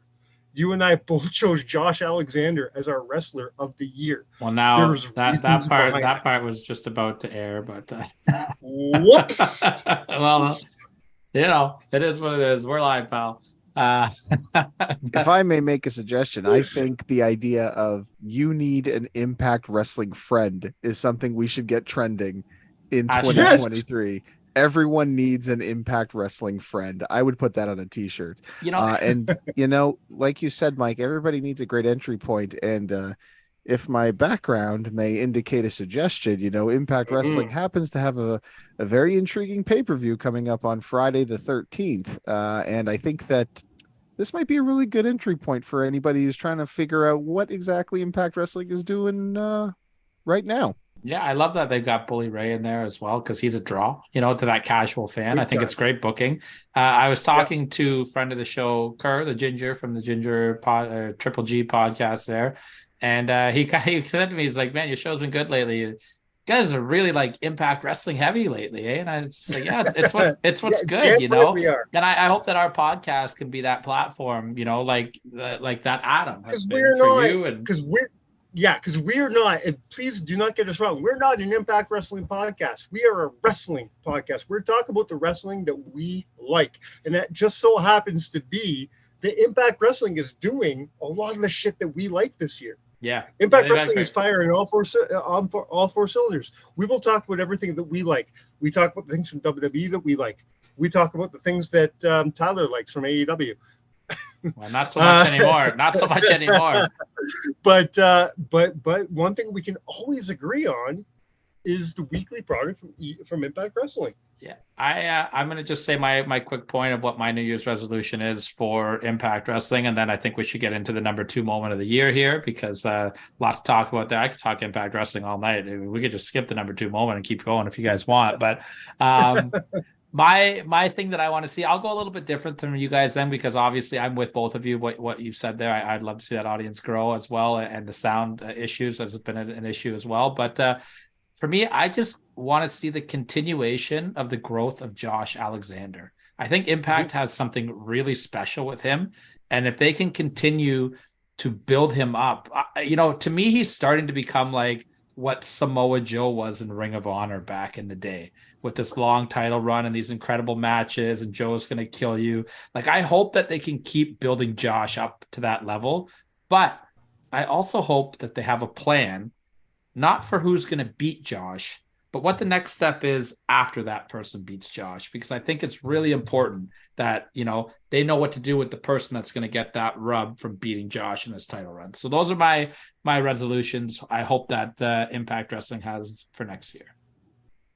I think that's a really great wish. And I think that of all the wishes that have been made, I think yours is probably the most likely to come true. I think Impact Wrestling absolutely knows what they have on their hands in Josh Alexander, and that is a superstar, not just a guy that will be the face of the company, but a guy that will elevate and make others in the wake of his career, which I think we will start to see next year. I would be willing to put money on that for sure. It's kind of a great segue into my number 2 moment of the year as well. If you want to talk about a superstar that could be a big deal next year, Let's talk about it. We are going back to WrestleMania Night 1, and it is the return of the American Nightmare, Cody Rhodes, to the WWE.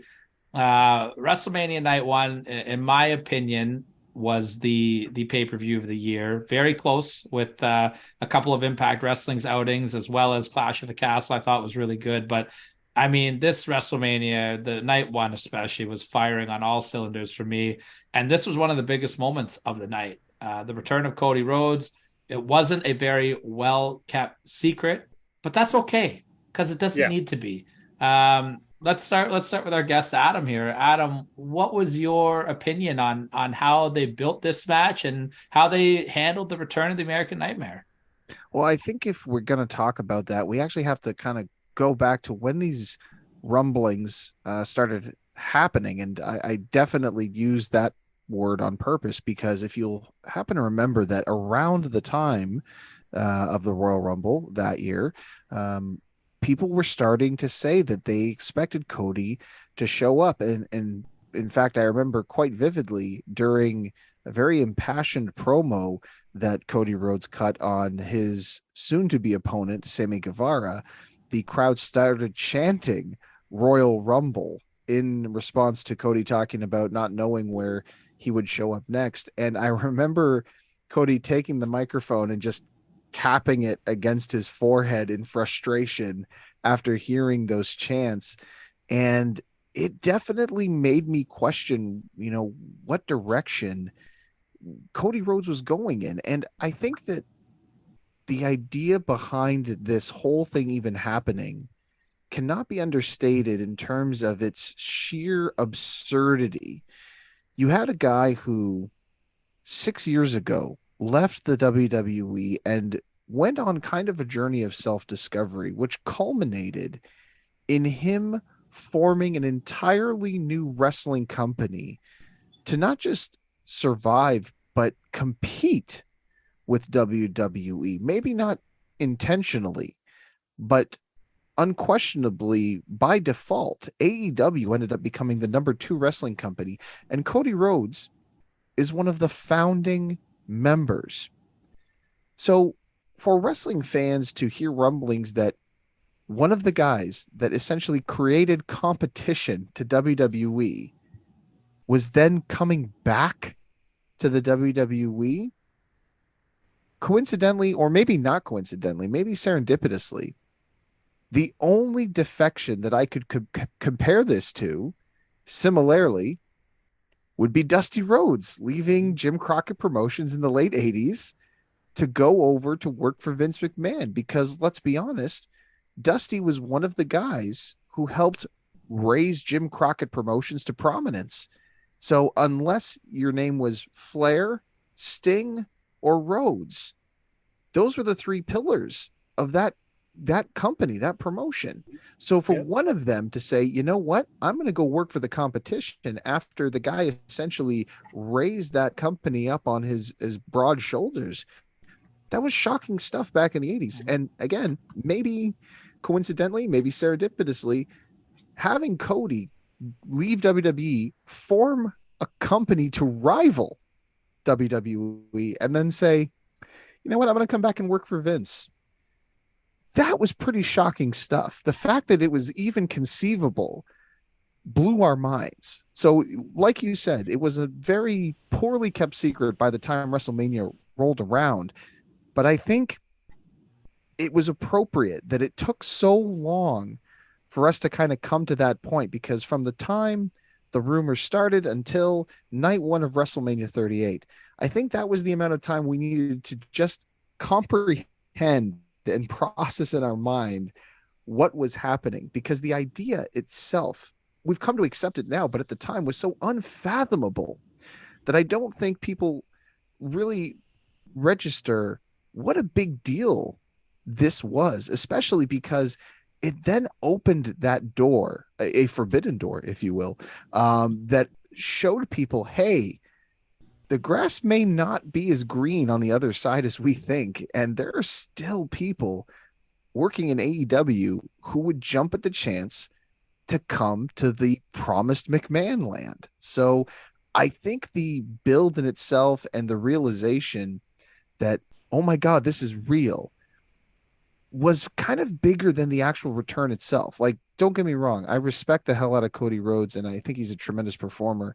But I think even bigger than him and bigger than his return to the company is the idea that not only was it an AEW guy defecting over to WWE, which may have been the first time that it had happened, it wasn't just any AEW guy. It was a founding father of AEW.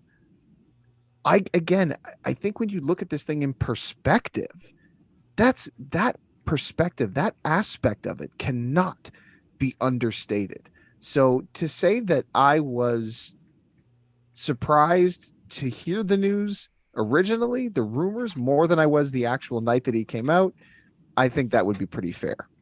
Mike, psst, what does serendipitously mean?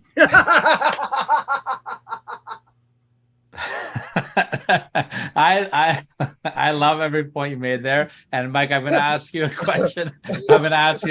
In a minute, but I want to. I'm sorry, you popped the fuck out of me tonight. Good job. It's a movie with John Cusack. Just go back and watch that. I want to follow up on one thing you said there, Adam, and then I have a question for Mike. The fact that you said that he was the first guy kind of to jump over from AEW to WWE, I think that WWE had a decision to make here that would send a message to AEW of, hey, if you guys jump, we're not going to bury you, right? Because they gave Cody the big thing. Like, now, if I'm an AEW talent and I'm sitting there and they bring Cody in and they have him as a mid-card jobber in 3 months, you know what I mean? I'm going to think twice about, hey, do I really want to, when my contract comes up, do I want to entertain going here where I'm going to be lost in the shuffle? But the fact that they brought him in and gave him this huge fucking push, I think it speaks volumes to future talent coming over. As Mike texts me what serendipitously means.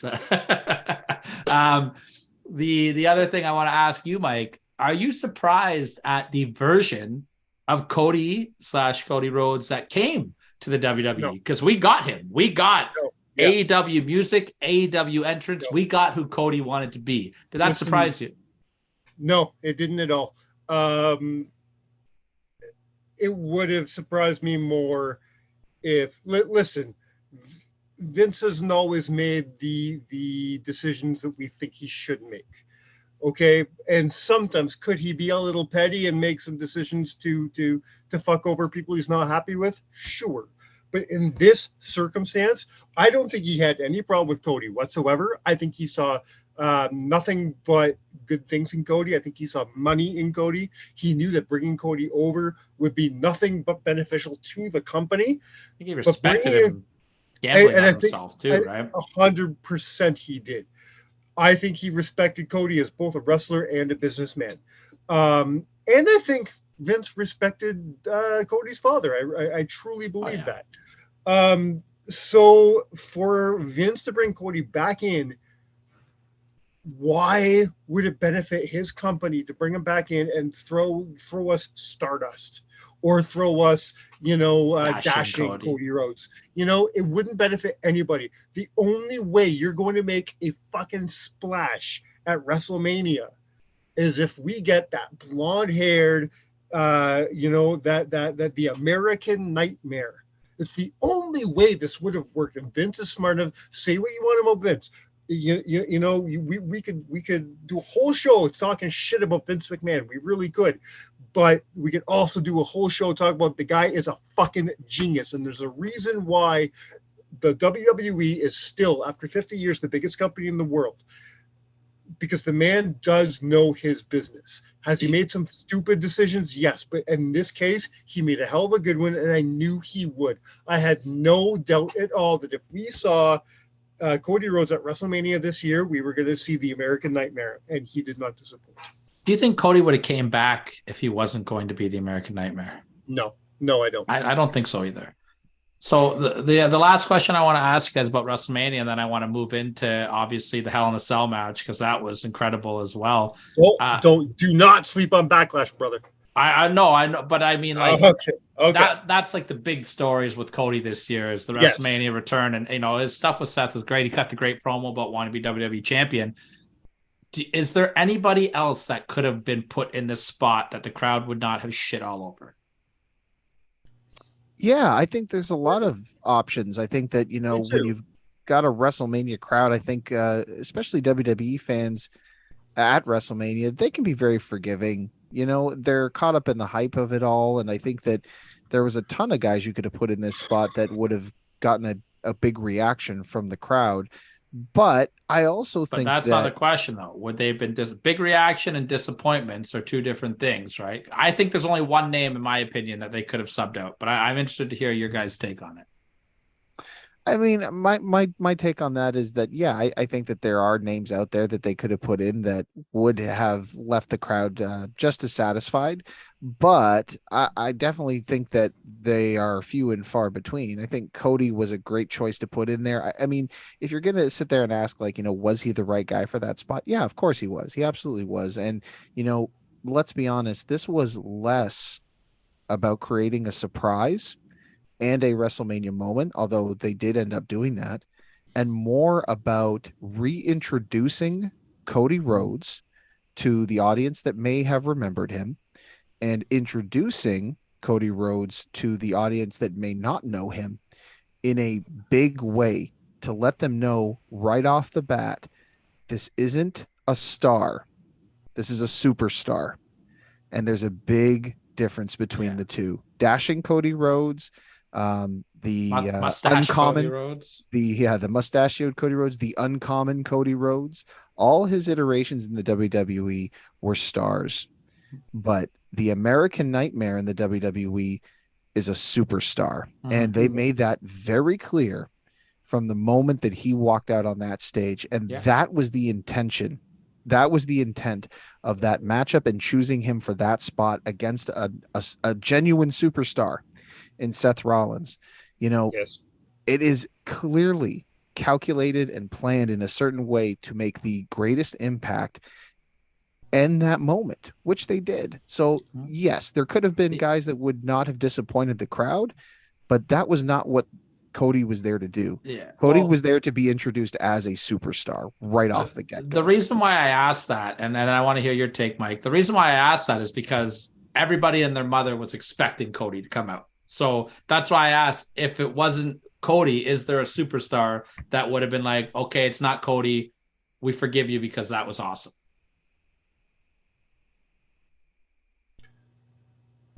I suppose I'd have to go back 9 months to see who was available, who was. I can't answer that question off the top of my head. This is not a question I can answer being put on the spot.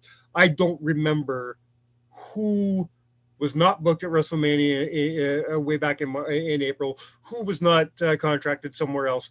I can't answer that question. Do I think it's possible, though? Yes, I do think it's possible. In my opinion, because I put some thought into this, I think there's only one name that the crowd wouldn't have been like, oh, it's not Cody. You know what I mean? And I think that one name would have been a 3-minute squash match with The Undertaker. If Taker just did the entrance, chokeslam, tombstone, I'm done. Like, because he went into the Hall of Fame, right? Yeah, and he didn't get his last match in front of a crowd.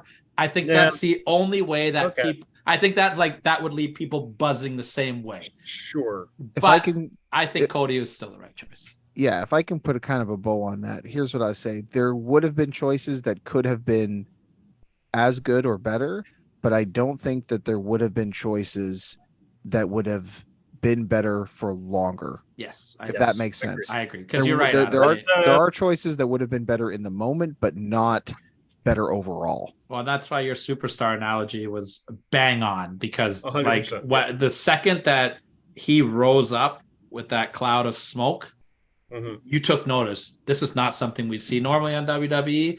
This guy looks like a big deal, and then to go out there and just tear the house down with Seth Rollins. In my opinion, by the way, that 1 hour block of WrestleMania because it went. I can't remember the exact order, if it was about 40 minutes or so. But I can't remember if Cody was before or after that women's title match with Becky and Bianca Belair.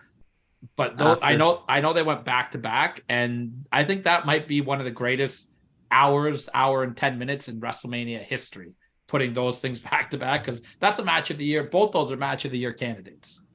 Yeah, and just to kind of cap what you were talking about before about the superstar entrance rising up from the ground, the big thing you have to ask yourself is this: if you had never seen or heard of Cody Rhodes in your life, and you saw that entrance, you immediately knew that he was a big deal, just like you said. And that was the whole point of doing the way that they did it.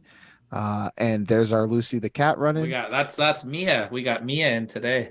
She doesn't usually make appearances on Counted Out. She's fat.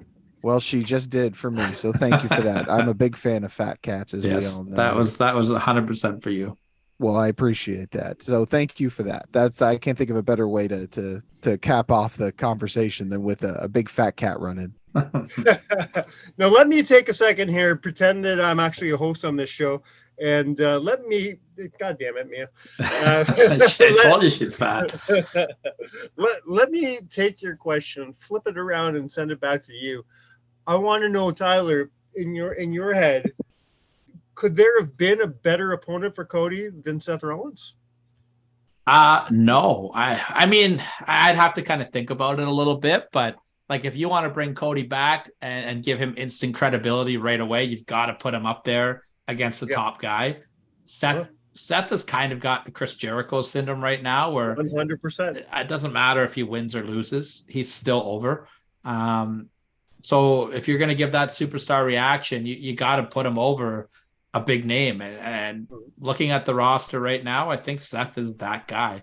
Former multi-time world champion, over as hell with the crowd, this new character. Yeah, I think it was the perfect thing to bring him back with. And I'm happy that it wasn't just a one-off. And I wouldn't have a problem if these guys picked it right back up when Cody returns as well for another match. Because kind of what I'm hoping for. I just don't want Cody to come back and jump right into that title picture yet. I think that there's a lot of money in Cody working his way up and building that chase. You know, I still think, and I said this last year or whenever, I think it was last year when Cody debuted, I still think Cody should be the guy to beat Roman. That's my personal opinion. But I don't want to see it until at least August. I think that there's a lot of potential there when Cody comes back. And that's kind of what I'd like to kind of ask you guys is, what do you see happening for Cody Rhodes in 2023? Because I think there's a lot of folks out there that do believe when he comes back, it's going to be an instant rise to the top of the card. But I also think that there is an intriguing X factor that no one's really talked about, at least not outwardly that I've seen, which is there's a whole new guy running the company from when Cody Rhodes left WWE on injury leave. Now, for all we know, Hunter could be a very big fan of Cody. All indications seem to be that he left on very good terms. But again, if we talk about pettiness, we are talking about one of the guys that went out and started a company that directly led to Triple H being removed from his pet project. He also had a pretty famous sledgehammer entrance as well, which was a direct shot at Triple H. Well, there has definitely been some shots fired back and forth between Triple H and Cody Rhodes, inadvertently or not.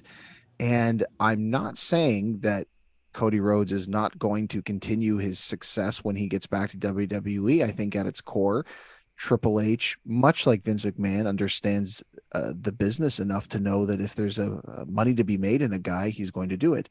But of course, there definitely are critics of him out there that will say that, look, you know, what we might get when Cody Rhodes comes back is him putting over one of Triple H's boys. And if you're not out there to help out, push the guys that Hunter wants to be pushed, well, then you are going to get pushed, but you're going to get pushed to the side. Yeah. So I think Cody Rhodes' return in 2023 is going to be one of the more fascinating stories to watch, simply because it will be interesting to see how Cody Rhodes survives, thrives, or drowns in a Triple H run WWE? Very interesting for sure. How do we want to see Cody come back? Do we want to see him return at the Royal Rumble? Do we want to see the Triple H video package build? That's what I would like to see personally. I would like to see a lot of hype videos. If they are going to bring Cody back at the Royal Rumble, I would like to see Cody not win the Royal Rumble. I would like to see Cody eliminate somebody. Let's say, like, I'm just going to say Austin Theory off the top of my head. You know what I mean? And then I want to see Austin Theory come back and eliminate Cody and set up a WrestleMania match. I'm a big fan of Royal Rumbles setting up WrestleMania matches because I don't want Cody in that title picture. I think that Cody can do some stuff with a guy like Austin Theory or AJ Styles or Bobby Lashley, build himself up to those title matches, right? Kevin Owens. Mike, do you have any idea there that you want to throw out there? If not, I'd like to pitch something completely ridiculous, if I may. Love it. I would like to see them do the exact same thing again this year. Surprise return at WrestleMania. Seth Rollins puts out an open challenge and Cody Rhodes answers it. You know what? I don't hate that at all. I actually really like that. Like, I mean, again, completely ridiculous idea to have them ring that bell a second time, but you know, this is why I should not be allowed booking anything. But you know that's what? Exactly what I would. I don't hate it. I love that idea because, like, you know, you're gonna get that crowd reaction again. If it's literally deja vu, Seth is in the ring, I'm doing it again, WrestleMania Open Challenge. I think the whole crowd would be chanting Cody, like expecting it, and I think it would work. I think it would be great. I agree. Yeah, I like that. Let's go with that.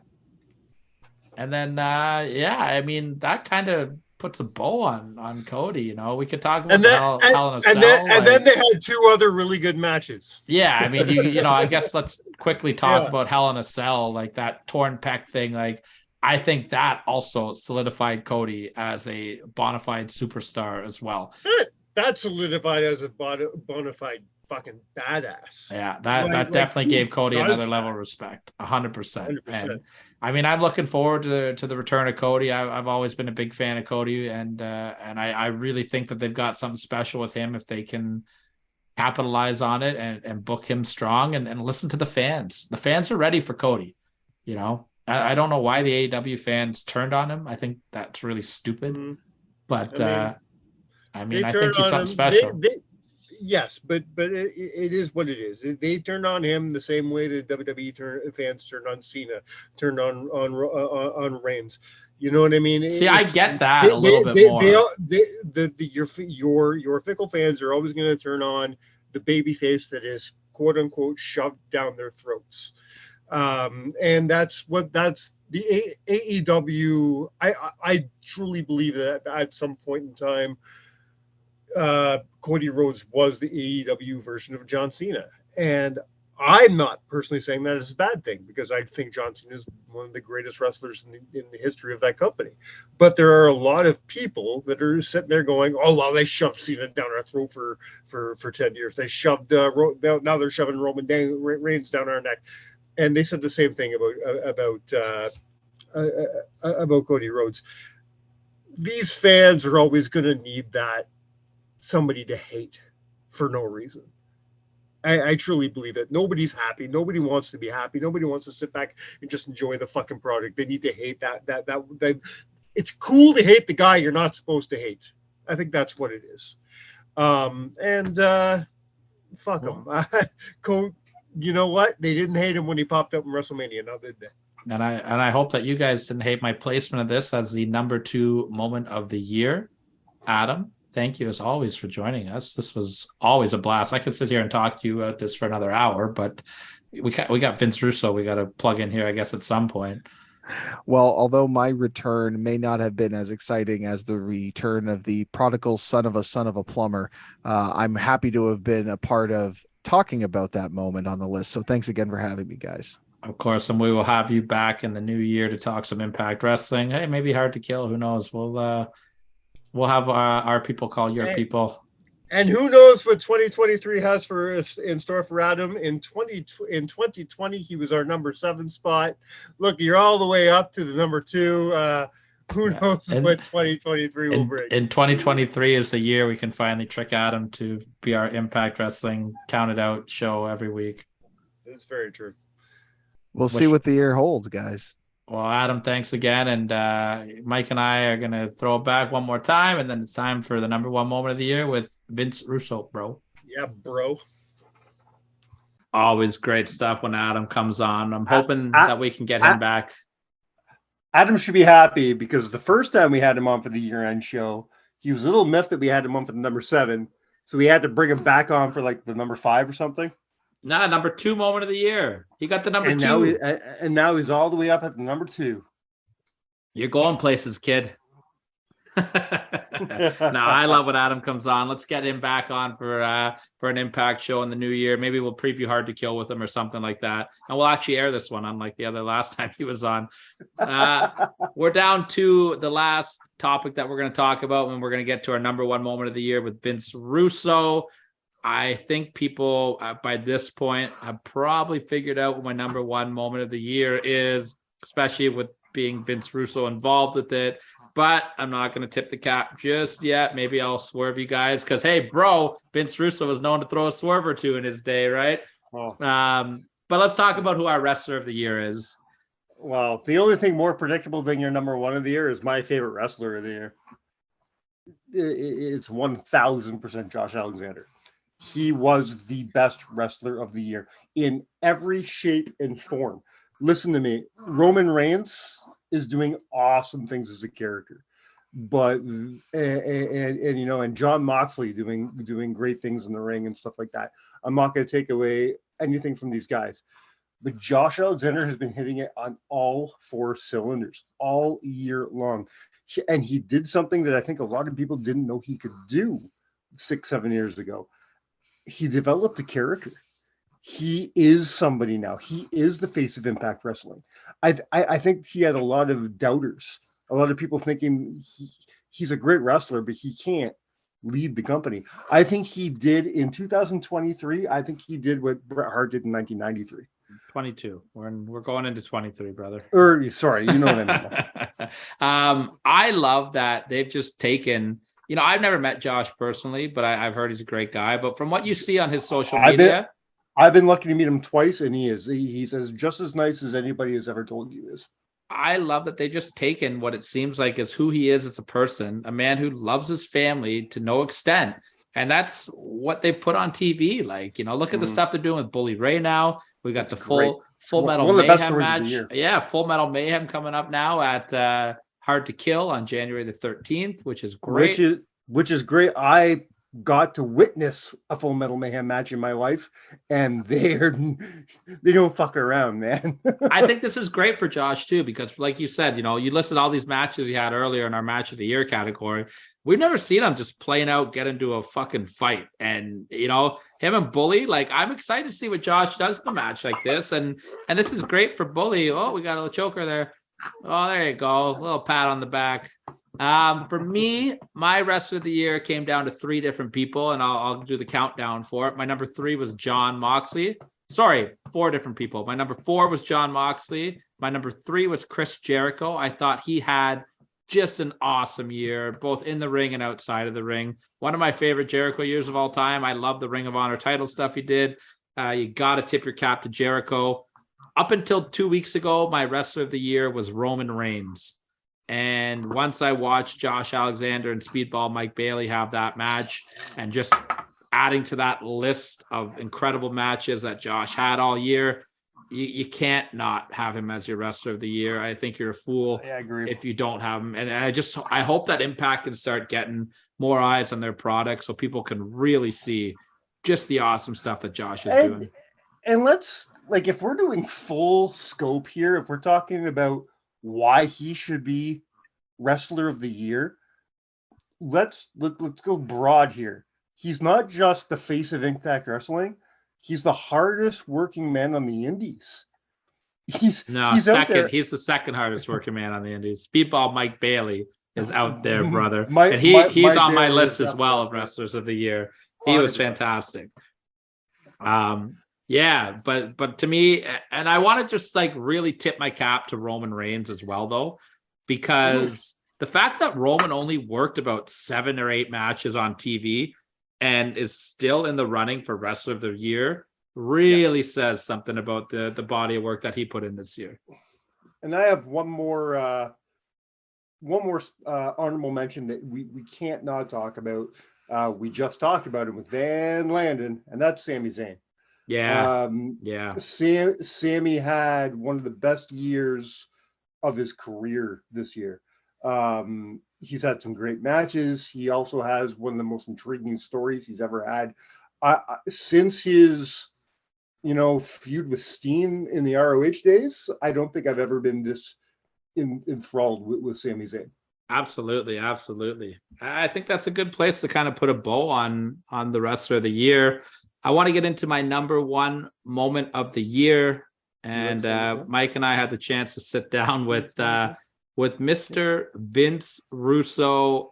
I really enjoyed this conversation. I don't want to say anything more about it. I think we should just let the people hear it, because I really thought Vince had some great points. Let's just say it was interesting. Absolutely. You never know what you're going to get from Vince Russo, whether you're listening to his podcast or watching a program that he's on. You never know what you're going to get. And that is no different than if he's coming on your podcast. Let me tell you that. And let me tell you, the one thing that we did get was a great fucking conversation. And let's take it away now. Number one moment with Vince Russo. So I guess it was about 2 years ago, we had Bill Apter on the show, and I said something, and I mean it to this day, that when I was growing up, I didn't want to be a wrestler. I wanted to be a journalist, and I loved my favorite things to do were to collect the magazines. And there was 2 guys that made me want to get those magazines, Bill Apter and Vic Venom. And we are so lucky today to have the man behind Vic Venom to talk to us about our number one moment of the year. Vince Russo is here on the show. Thank you so much for being here, Mr. Russo. Oh, bro, you are putting me up in a category with Bill Apter, bro. That is a honor, bro. He is a treasure. I call him that all the time, man. He is a walking, talking treasure. I love Apter, and for you to put my name with his, I really appreciate that.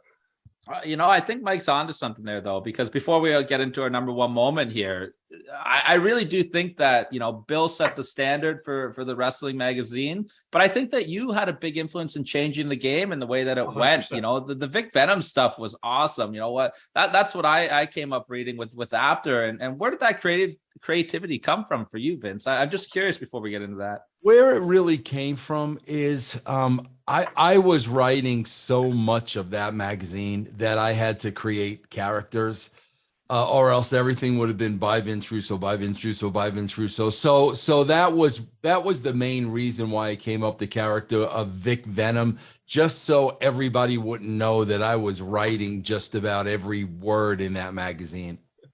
No, that's cool. And for anyone that's on the younger generation that didn't grow up with the wrestling magazines, Google it, guys. It's well worth it to check out either Mr. Apter or Mr. Vic Venom there. But we're not here to talk about the wrestling magazines. We are here to talk about the number one moment in my top 7 list of the best moments of the year 2022. And I couldn't think of a better man to talk to about it. The number one moment of the year, in my opinion, was the return of Stone Cold Steve Austin and his entire WrestleMania weekend. Vince, in a business where they say never, how surprised were you to see Steve actually get back in the ring after 19 years? I wasn't really surprised because, knowing Steve, if he wanted to get back in the ring, he was going to get back in the ring. Because Steve was not going to go out there and he was not going to do it half-ass.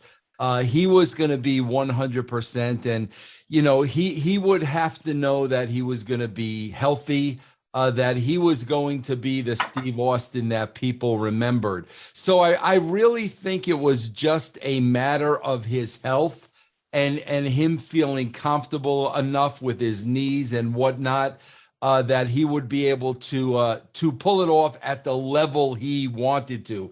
A lot of people in that spot, bro, they would just grab the paycheck. But Austin is not like that. I mean, bro, the paycheck could have been $10 million.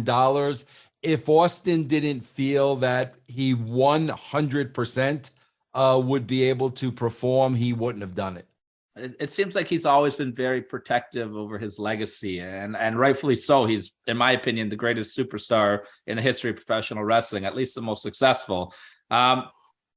Let's talk about Kevin Owens for a little bit, though. Kevin Owens really stepped up to the plate here. I thought he was fantastic in the entire build leading up to WrestleMania. How do you think Kevin Owens did leading up to WrestleMania compared to how that they've been doing with him since WrestleMania? Do you think that they've really capitalized on that Steve Austin rub with him? First of all, I disagree with you a little. I thought it was a very weak build. You know, I mean, and that's not Kevin Owens' fault. That's typical WWE. The angle is all of a sudden, Kevin Owens is mad at the people in Texas. Okay, like, it's always the least common denominator when it comes to WWE creative. But I think more important than that, totally dropped the ball after the fact. I mean, my gosh, what an opportunity to give Kevin Owens a rub. But again, I want to make one thing perfectly clear because I think people get confused. Kevin Owens is not writing these shows. Kevin Owens is just going out and performing and, doing what they tell him to do. But I personally felt it was a huge letdown for him after WrestleMania. Yeah, Mike, I know you and I have spoken about this as well. To go from main eventing WrestleMania against Steve Austin, and then they just kind of put him in a comedy feud with Elias or Ezekiel, whatever that gimmick was they were doing. I was a little bit boggled by it as well. Yep. I do kind of agree actually with what you said though, Mr. Russo, about the actual angle leading into WrestleMania. I thought it was a little weak, but I thought Kevin did a great job with what he was given. Oh yeah, for the match. I mean, bro, when you're in that position, I got to be honest, man. I was in that position when I actually had a steel cage match with Ric Flair. And I mean, all I cared about, bro, and I'm sure Kevin experienced some of this, bro, all I cared about was not making Rick look bad. I mean, that's all I wasn't thinking about me. I wasn't thinking about, what could happen to me. I wasn't thinking about any of that. I was just thinking, bro, you can't make him look bad. You can't make him look bad. So I'm sure Owens was going through a lot of that. Bro, the match delivered. I'm not denying that at all. I'm just talking about the before and the after. Part of the reason we're even talking about this today, and the reason this is such a huge moment and our number one moment of the year, is obviously because of how much of an impact Stone Cold Steve Austin had 25 years ago. You were there for a lot of that, Vince. Looking back, do you recall any specific moments with Steve where you knew you guys had something real special in that man? Man, I knew it a few times, man. Bro, the bottom line is, originally Vince did not want Steve Austin to say a word. Vince was not familiar with Stunning Steve Austin. He was not familiar with any of the stuff he did in ECW. And that's why he had DiBiase there. And that's why he was the ringmaster. Vince did not have a clue who Austin was. So those were the marching orders he gave me. And, every week at TV, Steve would come to me and say, bro, you got to find me an opportunity. You got to find me a little hole to show what I could do. Persistent, nonstop. So that's exactly what happened, man. I found a spot to put Steve on commentary. He put the headsets on, and I tell people this all the time, bro. In 3 minutes, he made himself a multi-millionaire 10 times over. And then, coming up with Austin 316, he came up with that. And I'll never forget him giving me the pitch before he did the promo. And I thought it was phenomenal. And then when he cut that promo, I was like, that's it, man. Austin 316, that's it. Well, when you said he gave you the pitch, can you kind of take us back to a little bit of what you remember about that? And like when you heard your reaction to it of when he pitched that to you? Well, bro, you gotta realize too, like it's any TV day is a very, very, very busy day. So I am all over the place, you know. So a guy like Austin, bro, I'm not writing his promo in that spot. He, you know, he's in the moment. We're at a pay-per-view. He knows what the promo is. And I just remember him pulling me aside and say, I want to run my promo past you. And when he got to the Austin 316 part, that really, really, really stood out. And then obviously when he delivered it, you know, with the passion and the emotion that he did, I just knew it was a home run, man. Do you think that that's something that the world of wrestling's been missing over the last 10 years or so, is not having that opportunity for that 3 minutes to go out there and put themselves over if they can, like that opportunity that you gave Austin? I feel like from, you know, what you read online, so you take it with a grain of salt, obviously, but that it's very heavily scripted and they don't have those opportunities to get their own characters over. Yeah, but they've got to fight for those opportunities, bro. You know, listen, I put a lot of blame on WWE creative, but also I know if I am a wrestler on the roster, and they're giving me something that I don't believe or I wouldn't say or does not fit my character, I would speak up. You know, I mean, if I'm afraid of losing my job, that just tells me, man, that I've got a lack of confidence of ever being able to make it without the WWE.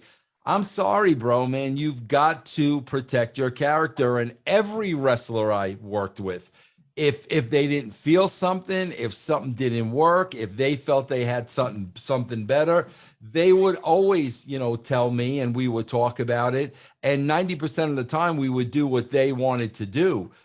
So, you know, again, bro, the only thing that could keep them from that is being afraid of losing their job. Bro, if you're afraid of losing your job, then you just have no confidence in yourself, because there's a million other things you could do in the wrestling business to make a living.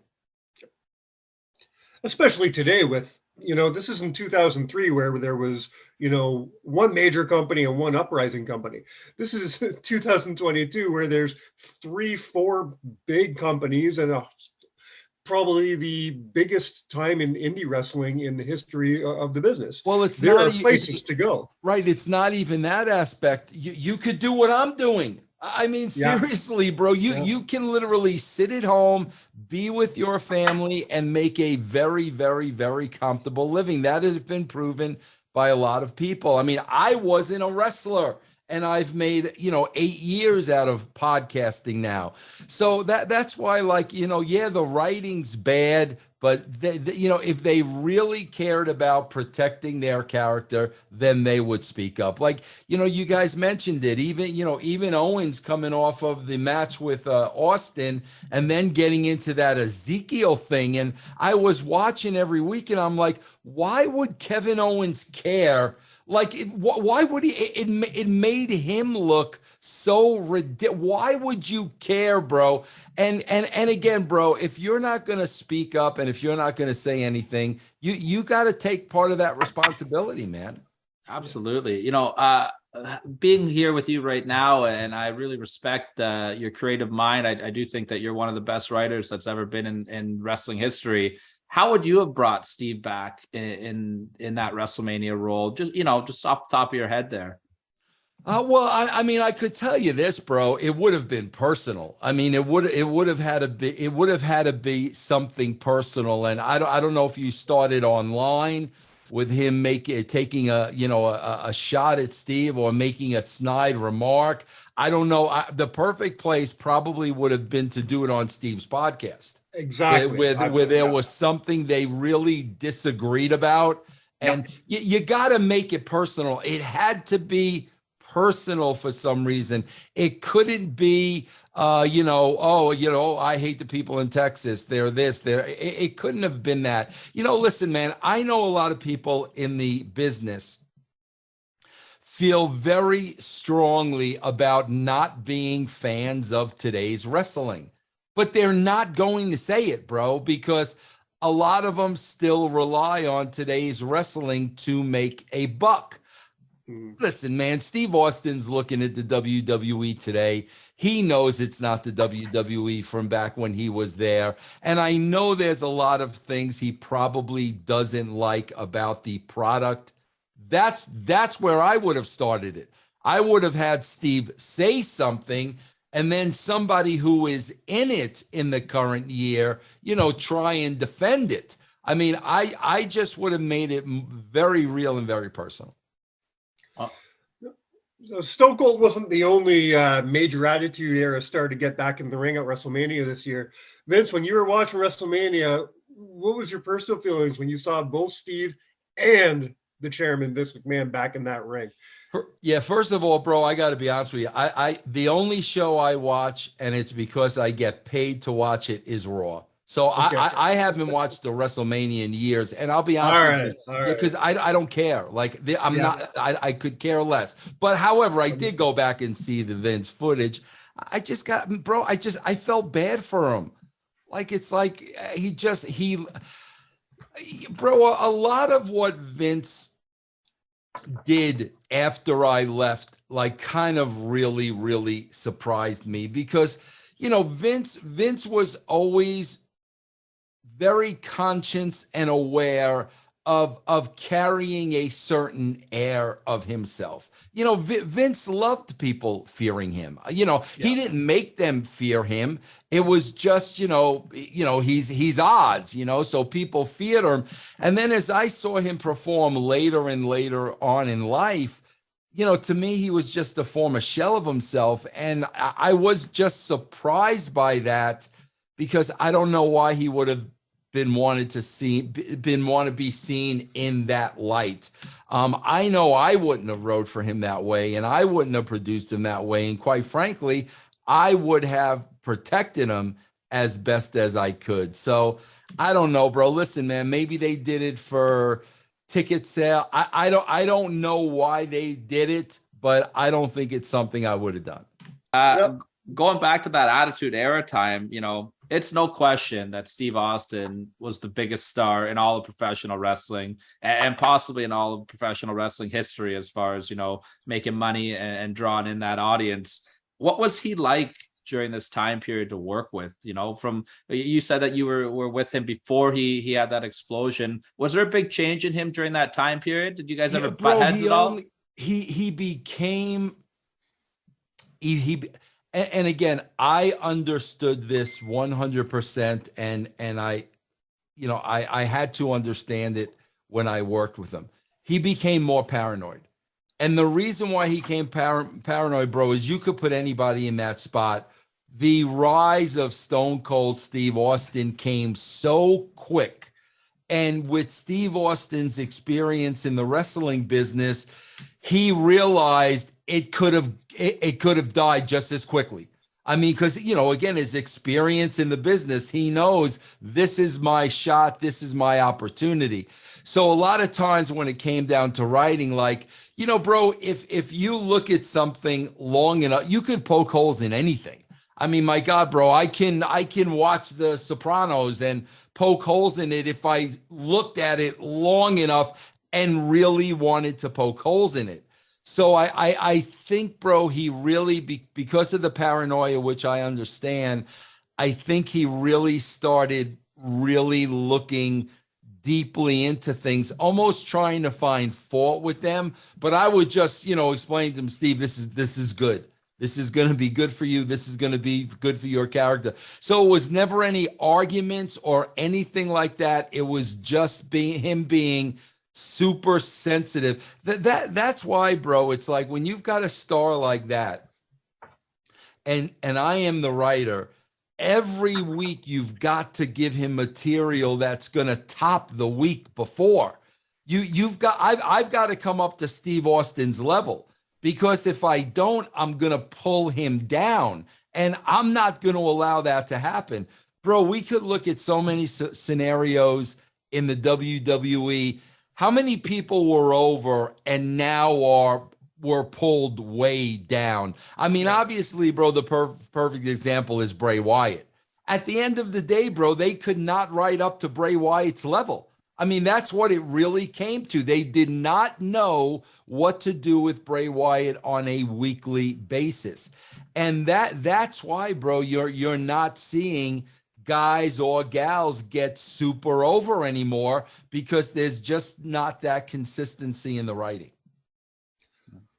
Now that we're at the end of the year, we're talking about our highlights of 2022, but we're going into 2023.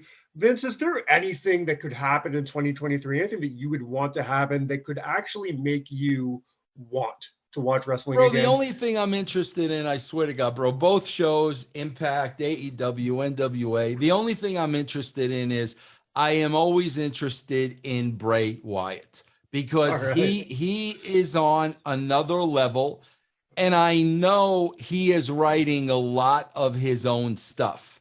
Yeah. So I am curious. I'm always curious to see what Bray is going to do. Bro, outside of that, bro, here's the problem. And they do this all the time. Bro, when I was writing and we had a big moment, I knew that a lot of non-wrestling fans, non-WWE fans, were going to be tuning in. I knew that we would. It's usually one of those times is always the day after WrestleMania. So you know you're going to have a huge audience, bro. So the key is balls to the wall, because this is your one and only time to hook them. This is it. This is the one and only time. They've had so many opportunities like that in the WWE. They had the opportunity with Bad Bunny. Oh, we're going to bring Bad Bunny's audience. Yeah, bro, you're going to bring Bad Bunny's audience over, and they're going to watch this show, and they're going to laugh at it. They're going to think it's terrible. So when Bad Bunny's gone, they're gone. Then you're going to bring a Logan Paul in. Same thing. Oh, bro, he's got a great following. Yeah, bro, but your show is not going to hook them. So as soon as he leaves, the fan base will leave. Bro, they're going to do the same thing with Rock. Oh, my God, we're going to get Rock to wrestle at WrestleMania, whatever number they're on. Bro, that's great. That's terrific. But right after the match, they're going to go right back down to the same audience. So, bro, they just don't know how to capitalize anymore on when they get those big moments. They're going to have a lot of people tuning in, but they don't know how to hook those people. Yeah, and you know, with WrestleMania season, you know, it's coming up. Everyone starts getting those buzzes in their fantasy booking. Steve Austin did recently post a video of himself doing some cardio, and everyone's getting all excited. Is he going to fight again? Let's just say in a hypothetical world, he did decide to fight at WrestleMania again. Do you think that there's even anybody on that roster that's up to that level that would make sense to put him in there with? Yeah, no, I mean, absolutely not, bro. And I mean, come on, bro, let's face it. Kevin Owens wasn't up to that level. No, bro, because they don't know how to make mega stars anymore, bro. Bro, I swear to God, I left the WWE in 1999. And from 1999, bro, till 2020, we're talking now 23 years, going on 24 years. Bro, they've maybe made 5 main eventers in the last 25 years, maybe 5. I mean, I would say, definitely Cena, Brock Lesnar, Kurt Angle. Then, I mean, I guess you could throw Orton in there and maybe a Batista. Who else would be on that list? We're talking 23 years, bro. That's like making one guy every 5 years. Bro, they should be making 5 guys a year, not 5 guys, not one guy every 5 years. So the last question that I always like to ask our guests as we come to an end here, do you have any moments, and I'll keep this one specific to Steve Austin since he's our topic here. Do you have any moments that you look back on during your career, just interactions with Steve or fun times with Steve that just make you smile and keep you happy? Like, you know, something that just you look back on, you're like, that was cool when we did that together. Bro, I got to be honest with you. The one thing that makes me happy is I don't think I ever disappointed Steve Austin. And like I said, bro, here's where people are so naive and they don't understand. They'll look at the success of Vince Russo and they'll say, "Oh, look at the roster." Bro, as a writer, do you know how difficult it is to write for these individuals who are so great and to keep them at that level? We're talking Taker. We're talking Mick Foley. You're talking Austin. You're talking The Rock. Do you know how difficult it is when you have such gifted sports entertainers and every week you've got to feed them. You got to feed them, and you got to feed them up to their level. I think I was able to maintain Austin's level. Bro, there was no way I was ever going to TV and I was going to hand Austin a shit script. Never in a million years. So I'm really proud of the relationship that we had working together. It was all together. It was a combined effort because you guys know what happened after we left. Austin was not happy with the creative and Austin wound up leaving. So I'm very proud of the relationship that him and I had, and it really being very, very successful for the both of us. Wow, that's amazing. I couldn't agree with you more. You guys definitely changed the game. And Mr. Russo, we can't thank you enough for joining us to help count down our number one moment of the year. Can you tell the people where they can find you, what you're doing, your podcast network, your social medias, anything you want to plug at all, Mr. Yeah, Russo? well, I tell you a couple things. I mean, one thing, you guys were talking about Vic Venom. Vic Venom is alive and well, bro, and does a weekly show every week on my Patreon channel. That's the only place you'll get Vic Venom, and it's video. So it's patreon.com/Russo TWC. And then all my other, shows are on russosbrand.com, or you can go to channelattitude.com. We got many, many shows, bro, with many, many great people, great wrestlers, great co-hosts. Just check it out, man. Go to channelattitude.com or russosbrand.com. Well, there you have it, folks. The list is done. My top 7 moments of the year inside of the ring. No backstage politics this year. No Punk press conferences, and no Vince Diddle boys. That was your choice. My list would have been very different. I would be talking about that, the Diddle boys. Wait, what? Diddle boys? I don't know, Vince was a Diddle boy this year. He was diddling. Our definition of diddle is very different, sir. But yeah, no. But you chose your list the way you wanted to do it. I respect that. I liked your list this year. I may have been a little bit different. Well, that's what I was actually just about to ask you here. I'm going to do a quick recap just in case anybody missed last week's show. Right, number 7 moment of the year: Mickie James in the Royal Rumble match. Number 6 moment of the year: Logan Paul's year in professional wrestling. Number 5, the return of Bray Wyatt. Number 4 was CM Punk and MJF's dog collar match / I love how we did match of the year and didn't even mention that. And it's on my list of best moments of the year. CM Punk's dog collar match with MJF / the Ring of Honor entrance. Number 3 was what was my number 3 moment of the year? Why am I blanking on it? We did it with Van Landen. The Bloodline. Jeez. The Bloodline. It's been a long week, boys and girls. Number 2 was the return of Cody Rhodes to the WWE. And number 1 was Stone Cold Steve Austin's WrestleMania weekend. So, Mike, going by my criteria, is there anything that you would have taken off of my list?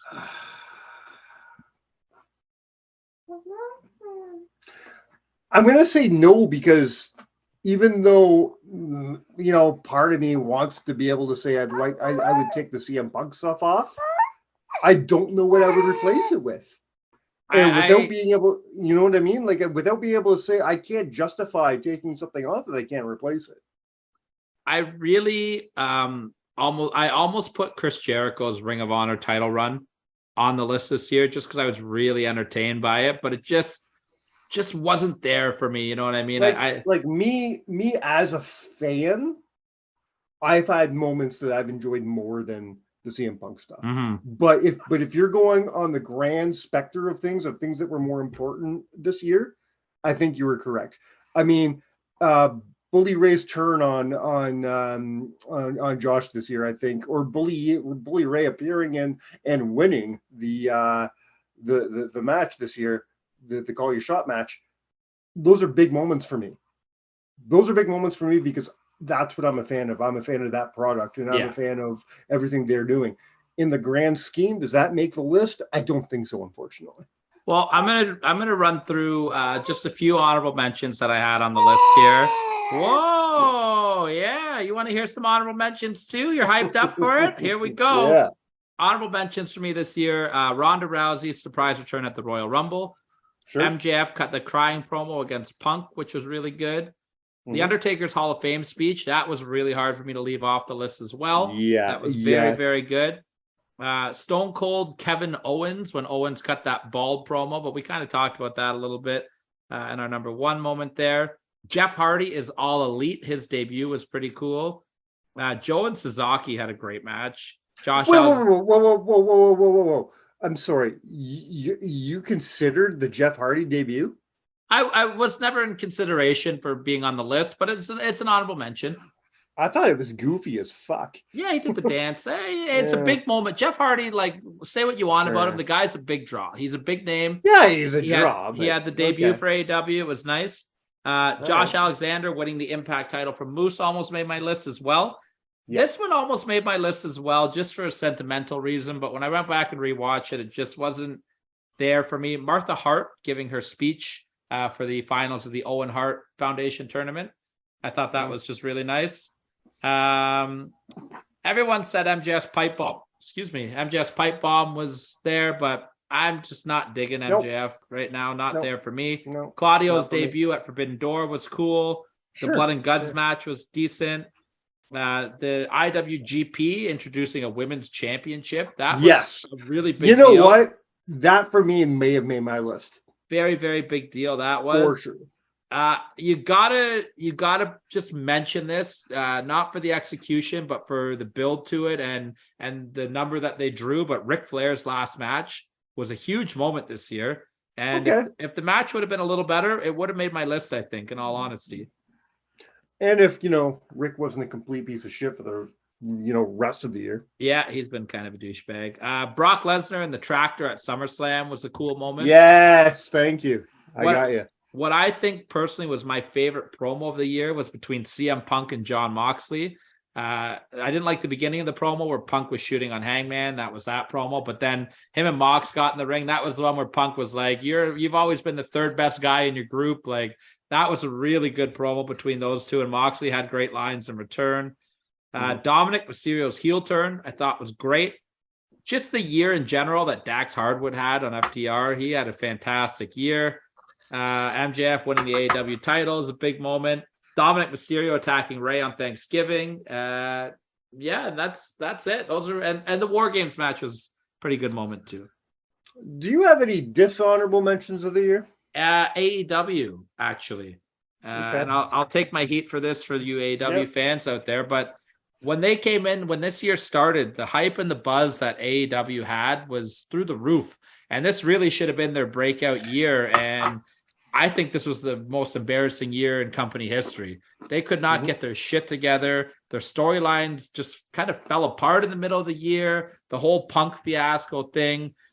The Young Bucks and Kenny Omega. Now, I've always been a huge fan of Kenny Omega, and I've never hated the Young Bucks like everybody else does.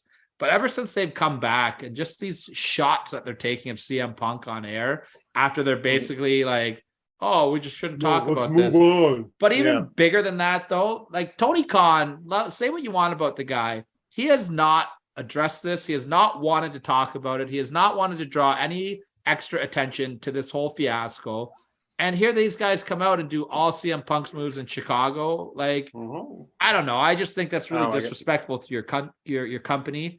And ever since MJF has returned, it's a miss for me. I do not like what they're doing with him. I have not been a fan of his character.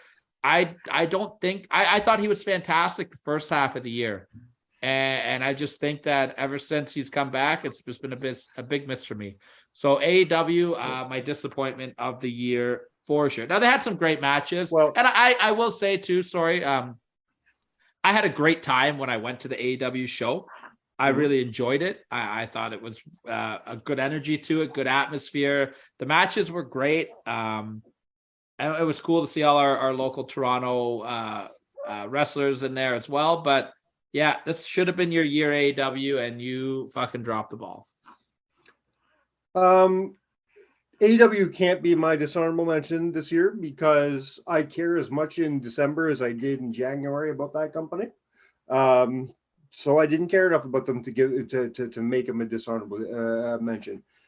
But mine for the year kind of goes back to something you said about 6 months ago. When we did our mid-year grading of the year, what was going on, you said something about how your disappointment in mid-year was GCW.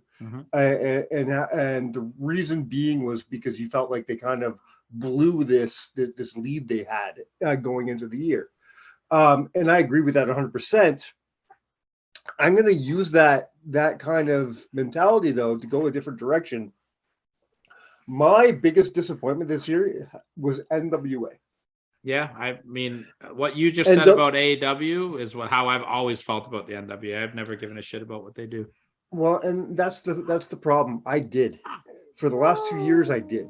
Ever since they started Power, I did. I watched. Yeah, I know. I watched Power when it was on YouTube, and then I'm a year subscriber to their channel. You know, you got a T-shirt. I did. I got a Crocky Cup T-shirt. But 2022 was a dud year for them. They did nothing noteworthy. They came in with so much potential from last year and did nothing with it. They ended the year by putting the title on Tyrus, which just turned more fans off the product, if anything else. They aired Nick Aldis and Billy Corgan's personal beefs out in public, which I think is always a bad idea. Whether it's AEW doing it, WWE doing it, I don't care who's doing it. I think it's a bad idea. And NWA is no different for me. I think it was stupid of Billy Corgan to come on there and talking shit about Nick Aldis like that. So it was a big miss for me this year. I hope they can pick it up in 2023 because I want to be a fan of that product again. Yeah, I feel like Cardona's injury really threw a monkey wrench with them as well 100%, this year. But yes. I mean, didn't even know they were still doing shows. They named a pay-per-view after him, and then he couldn't be on it, and that's kind of where they started falling off. Yeah, 100%. Yeah. But if I and I know you're not a fan of the guy, but I'm going to give a big thumbs up to one person who tried his best to hold that company this year, and that was Trevor Murdoch. I'm not. It's not that I'm not a fan of Trevor Murdoch. I just don't see him as a world champion. But he did his best with what he had. Absolutely. Like Trevor Murdoch's a great hand. Like I just think for the NWA, and it's not a knock on Trevor Murdoch, I think they just need a more established name to carry that brand right now than what Trevor Murdoch is. I think Trevor Murdoch is one of the better workers that they have. And, you know, it's no disrespect when I say that to Trevor, but, you know, I just feel like they need, you know, like how AEW put the belt on Jericho when they started the company. Jericho's that big name. You know, when they had the belt on Cardona, I thought that was great, but then he got hurt. I thought Trevor was a fine choice to, you know, he was a fine choice to do it because their plans got taken to shit, right? Yeah. But I feel like they need somebody that's going to draw attention to that company, and I just don't think Trevor's that guy. Oh, I agree with you. I'm just saying that he's the only person that really stood out to me that tried really hard to hold that company up. Because Nick Aldis seemed to not give a shit after a while. Matt Cardona couldn't be there, and Tyrus just isn't good enough. Yeah. Simple as that. Yeah. Well, and on that note, folks, that puts a bow on the year 2022. Before I let Mike take it home, I just want to say thank you to everybody.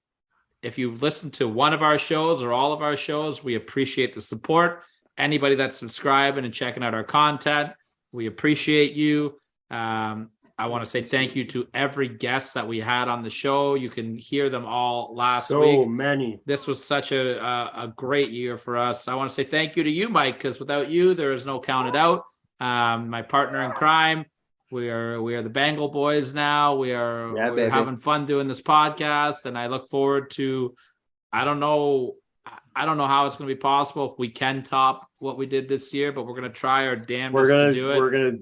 Hey, listen, man, we're going to be working with 3 major Ontario indie pro. Kayfabe, brother, only 2 right now. Oh, we're not. I'm not saying the name, but let's say we're going to be working in some fashion, one way or another, with 3 companies this year. We're going to be moving some needles. We're going to do some really cool stuff.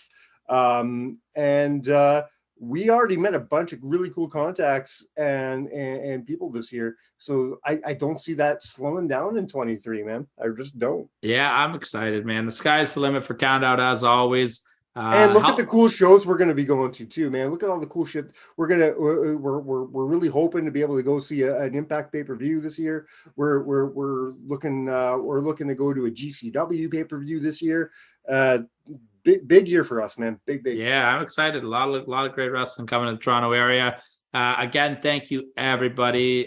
Please spread the word. Get some more. Help us out. Get those subscriptions up on YouTube. Anything you can do to help that up. That's our goal. That's our big goal this year. We want to have a breakout year for YouTube subscribers. So please help us with that. That is our and goal. I got nothing left to say on the year, Mike. So why don't you take us home, brother? Well, on behalf of our last guest of the year, August the Baby. You want to say it? We've been counted out. Cheers.